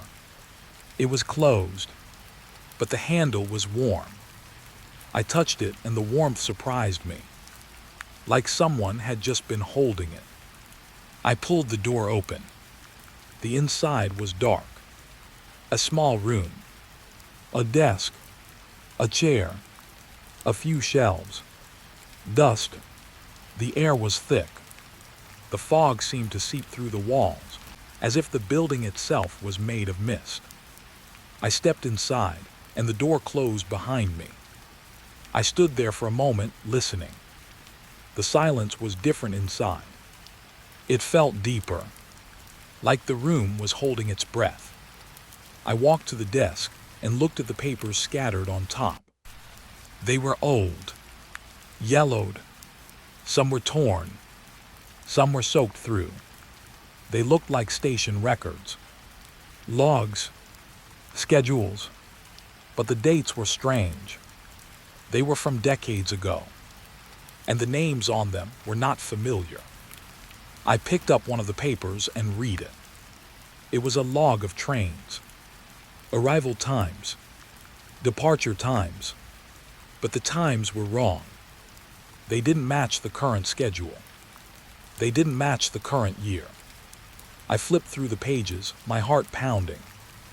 The entries were written in neat handwriting, but the handwriting looked familiar, like something I had seen before, like something I had written. I stopped flipping. I stared at the page, and I saw my name, my full name, written in the log, with a date in the future. I felt my throat tighten. I dropped the paper. It fell to the floor with a soft thud. I stared at the desk, my mind racing. How could my name be there? How could the date be in the future? I felt a cold wave of fear wash over me. I turned around slowly, my eyes scanning the room. I felt like I was not alone. I felt like someone was standing behind me. I turned quickly. There was no one. Just the empty room. Just the desk. Just the fog seeping through the walls. I took a step back. My foot hit something on the floor. I looked down. A small notebook. A thin book with a worn cover. It looked like a journal. I picked it up. The cover was blank, but the pages were filled with writing. Handwriting. The same handwriting I had seen on the log. The same handwriting that looked familiar. I opened the notebook. The first page was blank. The second page had a sentence written in it, in neat, careful letters. It read, "You should not be here." I felt my hands shake. I closed the notebook slowly. I looked around the room again. I felt like I was being watched. I felt like the fog outside was waiting. I felt like the station itself was alive. I walked to the door and tried to open it. It wouldn't budge. I pulled harder. The handle was stuck. I pushed with all my strength. The door did not open. The fog outside pressed against the door, as if it was holding it shut. I turned around slowly, my heart pounding. The room was still. The desk was still. The papers were still. The notebook was still in my hands. And then I heard it. A sound. Soft. Distant. Like footsteps. Slow footsteps. Echoing in the fog. Not inside the room. Outside. On the platform. Someone was walking. Someone was coming. And the sound was not getting closer. It was staying the same distance away. As if the person was walking in place. As if the station was repeating their steps. I stood there frozen, listening. The footsteps continued. Steady. Unchanging. And then faintly, I heard a voice. A voice that sounded like it was far away. Like it was coming through the fog. The voice was soft. Almost a whisper. But I could hear it clearly. It said, "Last train canceled." And then the voice repeated it. Again. And again. Like a record stuck on a loop. Last train canceled. Last train canceled. I felt my stomach drop. I felt a wave of nausea. I realized then that the station was not just empty. It was trapped. It was stuck in the same moment, repeating the same announcement, over and over, like a broken memory, like a warning, like a trap. I held the notebook tightly. My hands were sweating. I tried to calm myself. I tried to think, but my mind felt foggy, like the fog outside had seeped into my brain. I looked at the notebook again. The next page was blank. The page after that was blank.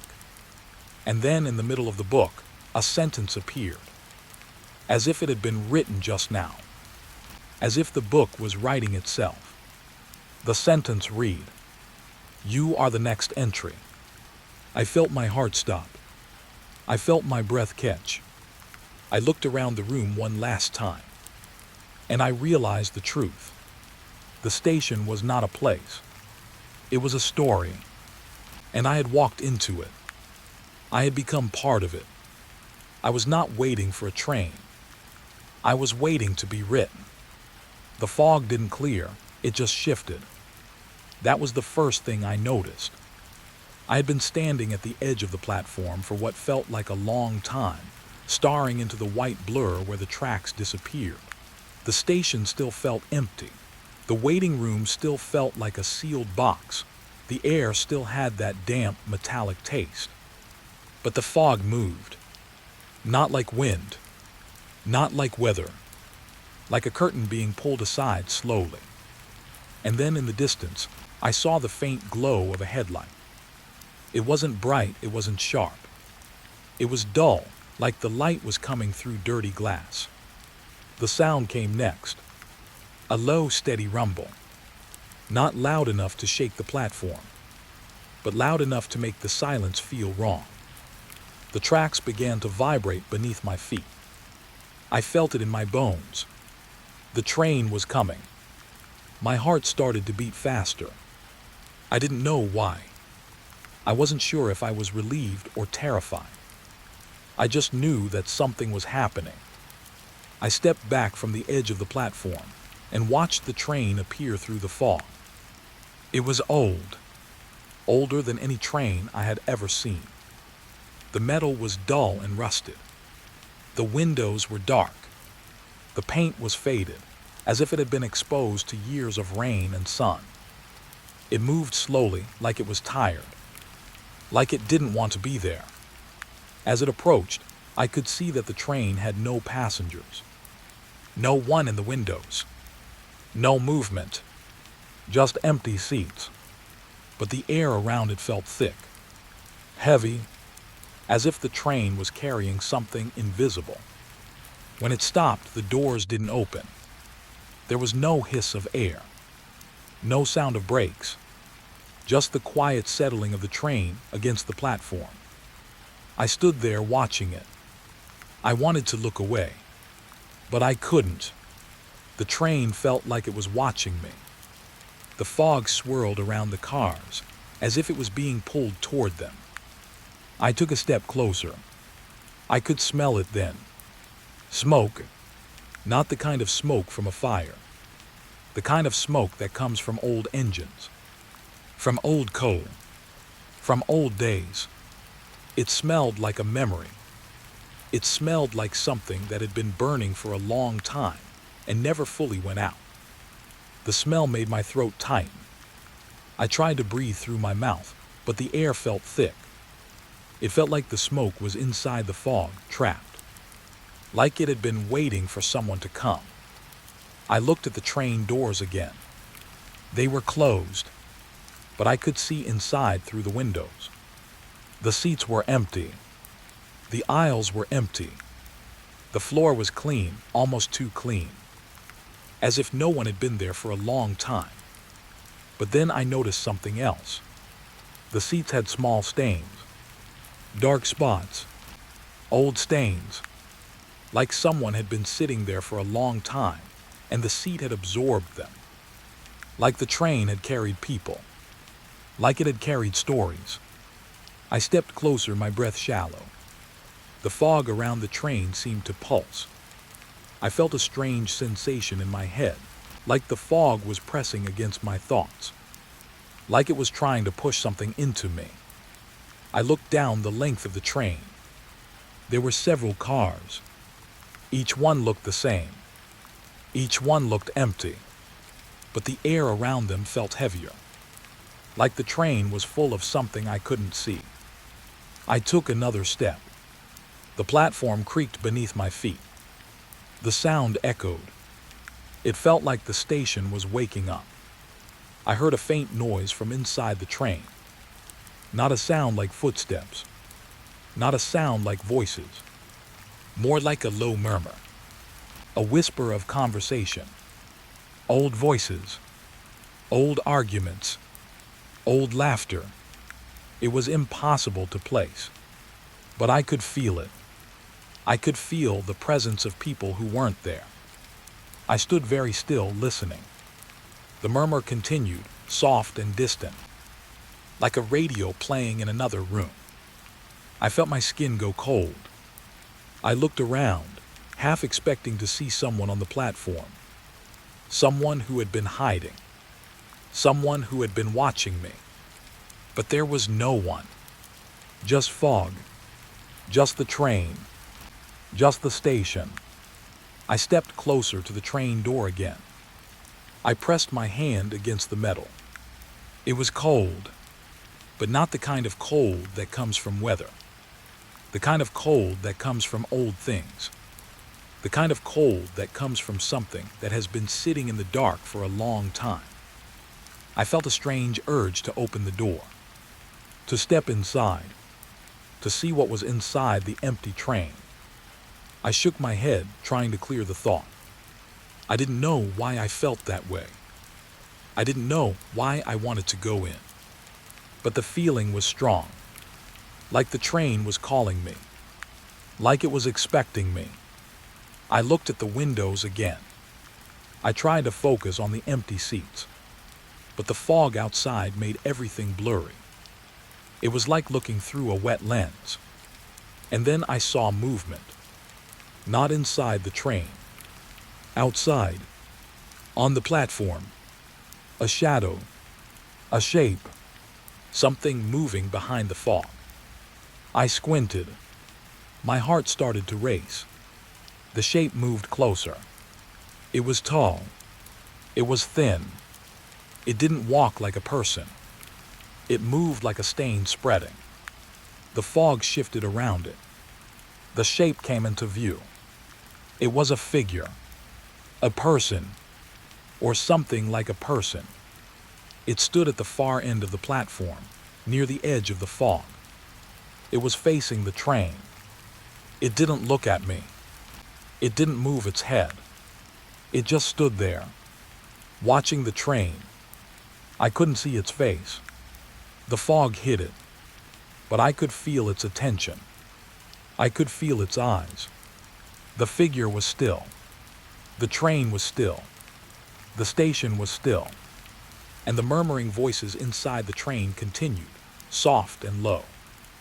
I felt a sudden urge to leave. To run. To get away from the fog and the train and the figure. But my feet didn't move. I was frozen.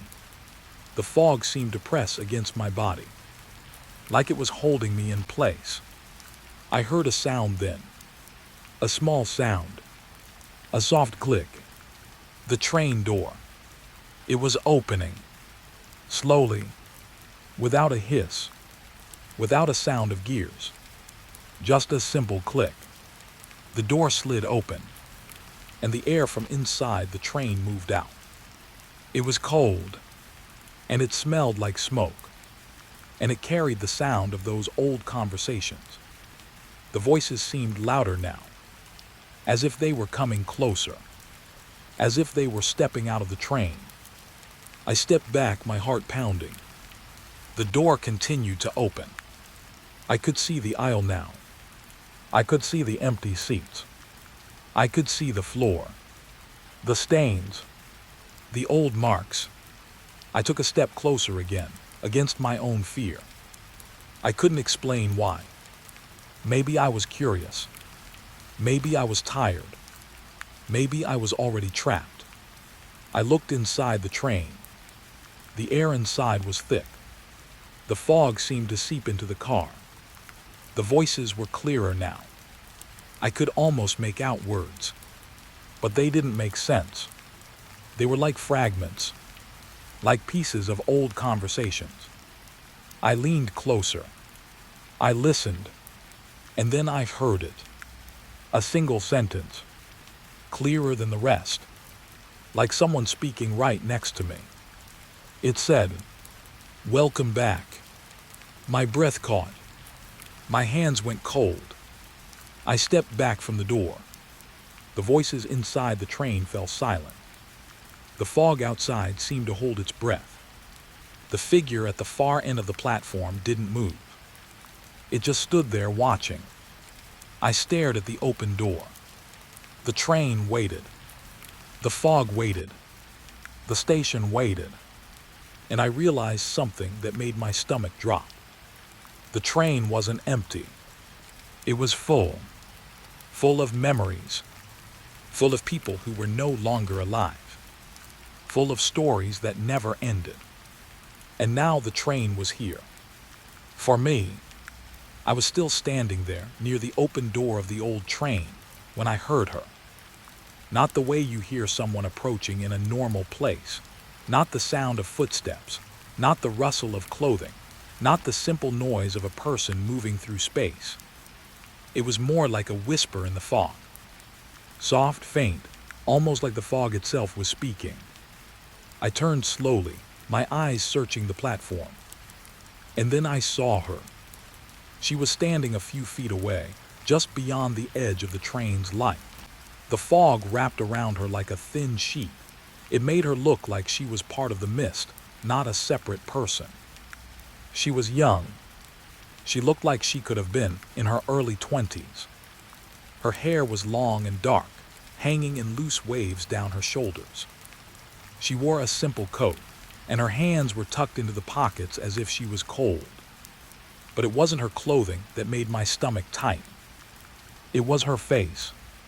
It was blurred. Not like it was out of focus. Not like a bad photo.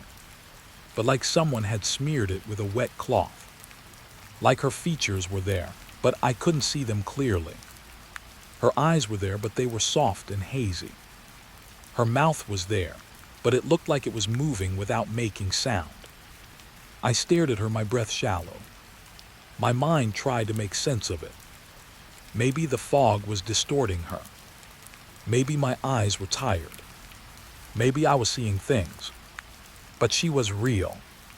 She was standing there. She was looking at me. And then she spoke. Her voice was strange. It wasn't just blurred like her face. It echoed. Not like a normal echo in a tunnel, but like her words were bouncing off invisible walls inside my head. It was as if the sound was coming from somewhere else, from somewhere far away. Yet it was right next to me. "Excuse me," she said, her voice soft and wavering. I missed my train." Her words floated in the air. They hung there. They didn't fall. They didn't disappear. They just stayed, like they were waiting to be answered. I took a step closer, my heart pounding. "Which train?" I asked. The question sounded small in the huge, empty station. It felt like it didn't belong here. She looked down at her feet for a moment, then back up at me. Her face was still blurred. Her eyes were still hazy. But I could feel her fear. I could feel her confusion. I could feel her need. "I don't know," she said. "My ticket, it's gone." She held up her hand, and I saw the ticket in her fingers. It was old. The paper was yellowed. The ink was faded. The edges were torn. But it looked like a real ticket. I stepped closer and looked at it. The station name was printed clearly. The date was printed clearly. But the time was smudged. The train number was smudged. The destination was smudged. It was as if someone had tried to erase the important details. She looked at the ticket and then at me. "I was supposed to go home," she said. "I was supposed to go back." Her voice shook. "I don't know where I am." I felt a cold wave pass through me. I looked at the train behind her. The old train with the open door. The train that had arrived empty. The train that smelled like smoke and old conversations. I looked at the fog. I looked at the platform.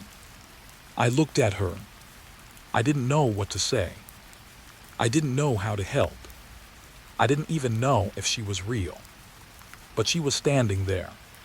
She was asking for help. And something in me wanted to help her. I swallowed hard. I can try, I said.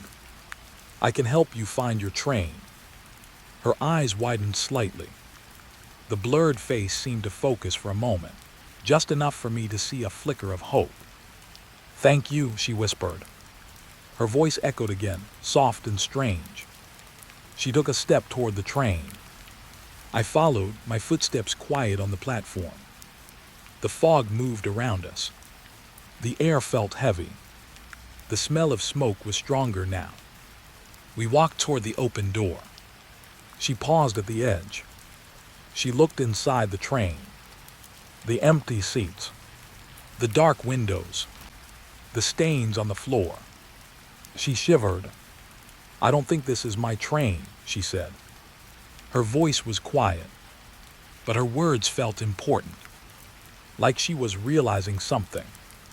Like she was remembering something. I looked at her. Then where is it? I asked. She shook her head slowly. I don't know, she said. I only know that I was waiting. She looked down at the ticket again. I was waiting at the platform, she said. I remember the sign. She looked up at the station sign above us. The sign was old. The letters were faded, but I could still read it. Midnight platform. She looked at me again. My name is, she began. She stopped.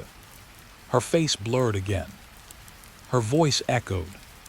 And then she whispered, I can't remember. I felt a chill run through me. The fog seemed to press closer. The air felt like it was tightening around my chest. I took a step back. I didn't want to be near her. Not because I was afraid of her, but because I was afraid of what she represented. She was lost. She was confused. She was stuck. And I suddenly realized that she was not the only one. The train was full of people like her. People who were lost. People who were stuck in time. People who had forgotten their own stories. I looked at her ticket again. The date on it was decades old. The year was wrong. It wasn't a ticket from tonight. It was a ticket from a different time. A different life. I looked at her face. The blur seemed to shift. For a moment, I thought I saw something. A hint of a smile. A hint of sadness. A hint of recognition. But it was gone. The blur returned. Her eyes became hazy again. Her voice echoed. She looked at me with a strange intensity. Please, she said. Help me. Her voice was almost a whisper now, but it echoed like a shout. I felt my heart pounding. I felt the fog pressing closer. I felt the train behind us waiting. I didn't know what to do. I didn't know how to help. But I knew one thing. If I stayed here, I would not leave the station the same person. If I left her behind, I would never forgive myself. I reached out slowly, my hand trembling. I wanted to touch her shoulder, to reassure her, to show her that she wasn't alone. But my hand passed through the fog. It passed through her. It didn't touch anything. It was like trying to grab smoke. I pulled my hand back quickly, my skin prickling. She looked at me, her blurred face turning slightly. And for a moment, I felt like she was looking right at me. Like she could see me. Like she knew me. Then her voice echoed again. And she said something that made my blood run cold. Don't let the train take you, she whispered. Her voice faded into the fog. Her figure began to blur more. The edges of her coat started to dissolve. Her hair seemed to blend into the mist. I stepped forward, reaching for her, but she was gone. Just like that. Vanished into the fog. The train behind me was still open. The platform was still empty. The air still smelled like smoke. The old conversation still seemed to float around me. But she was gone. And I stood there alone, with the feeling that something had just slipped past my fingers. Something important. Something that mattered. And I realized that the station wasn't just a place where trains arrived. It was a place where people disappeared. A place where memories were lost. A place where time could get stuck. And I was standing in the middle of it. Waiting. Listening. Wondering. I didn't feel it at first. The ticket in my pocket. It was just there like any other small piece of paper. Folded, soft at the edges, worn. I hadn't noticed it when I was standing on the platform, staring at the fog and the old train. I hadn't noticed it when the young woman appeared and disappeared like a dream. But when I reached into my pocket to rub my cold fingers together, I felt it. A small, stiff rectangle. I pulled it out slowly, like I was afraid of what I might find. The paper was yellowed. The ink was faded. The corners were rounded from being handled too many times. It looked like a ticket that had been kept for years. I unfolded it carefully. The station name was printed at the top. Midnight Platform. Below it the date. A date from the past. Not last night. Not last week. Not even last year. A date from decades ago. The year was clearly printed. It was a year I didn't recognize. A year I shouldn't have been alive. I stared at the ticket, my heart pounding. My mind tried to make sense of it. Maybe I had picked it up from the floor. Maybe it had fallen out of someone's bag. Maybe it was a prank. Maybe it was just a piece of old paper. But it was in my pocket. And I knew I hadn't put it there. I hadn't even been near a ticket booth. I hadn't even been near anyone. I had been alone on the platform, waiting for a train that wasn't coming. And now I had a ticket in my pocket. A ticket with a date from the past. I looked around the station. The fog still hung thick. The train still sat with its door open. The platform still looked empty. But now the station felt different. It felt older. Like the fog had lifted slightly and revealed something underneath. Something hidden. Something that had always been there. I held the ticket in my hand and walked slowly toward the train. The air felt heavy. The smell of smoke was stronger. The voices inside the train seemed to whisper louder. I felt like the train was listening. I felt like the station was watching. I stepped onto the platform and approached the open door. The train's interior was dark. The seats were empty. The stains on the floor looked older now. The air inside felt colder. I looked at the ticket again. The date was printed in a clear, old-fashioned font. The ink was dark. The paper was thick. It looked like it had been made in a different era. I tried to remember the date. I tried to think of what had happened on that day.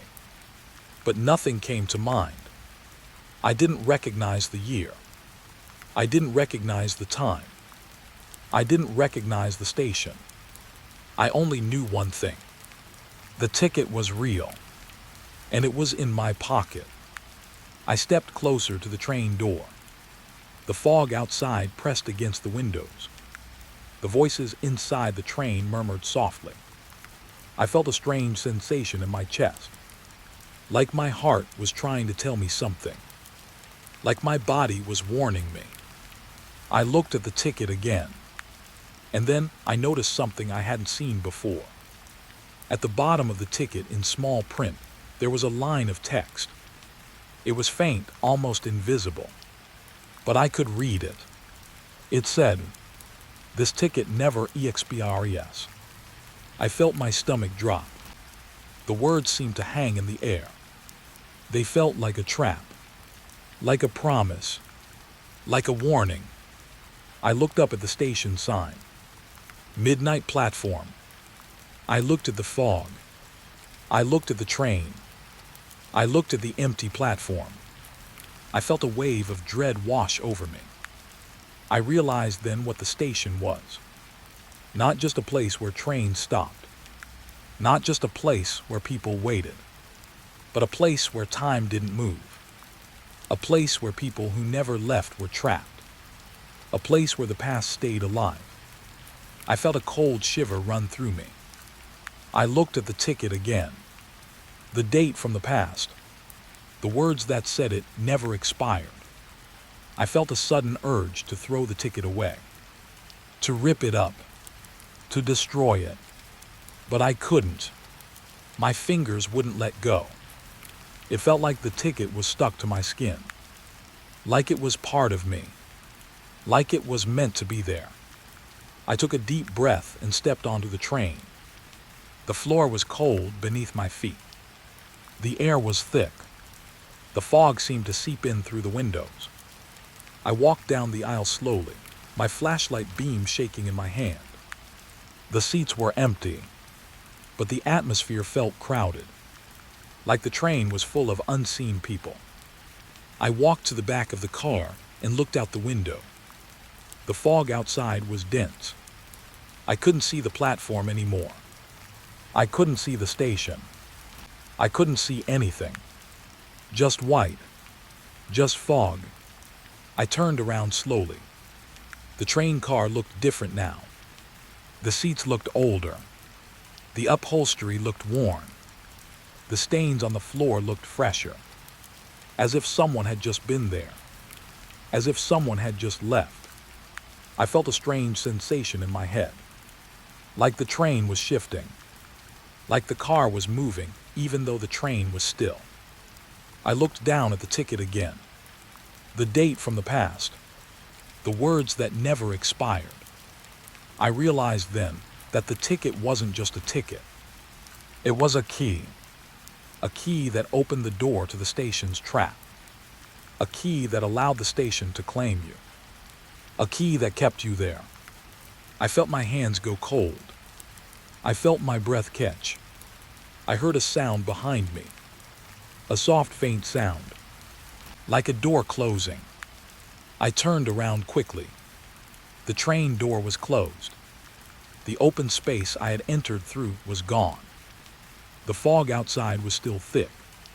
The platform was still empty. But the train was now closed. I tried the door. It wouldn't open. It was locked. I felt a wave of panic rise in my chest. I tried to breathe slowly.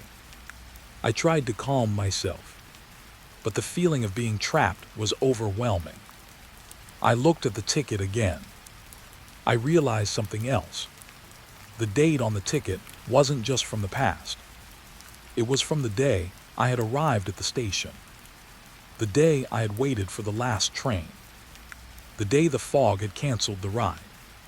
The day I had thought I was alone. The day I had found the ticket. The day I had become part of the station. I sat down slowly on one of the seats. My hands shook. I held the ticket tightly. I stared at it, trying to understand, trying to find a way out. But the words stayed clear. This ticket never expires. I looked around the train car. I looked at the empty seats. I looked at the dark windows. I felt the weight of the station pressing down on me. I realized then that the station was not just a place. It was a trap. A trap for people who never left. A trap for people who were waiting. A trap for people who had missed their train. And now I was trapped too. I didn't know how long I sat there. I didn't know how long I stared at the ticket. I only knew that the station was quiet. Too quiet. The voices in the train had stopped. The fog outside was still thick. The air still smelled like smoke.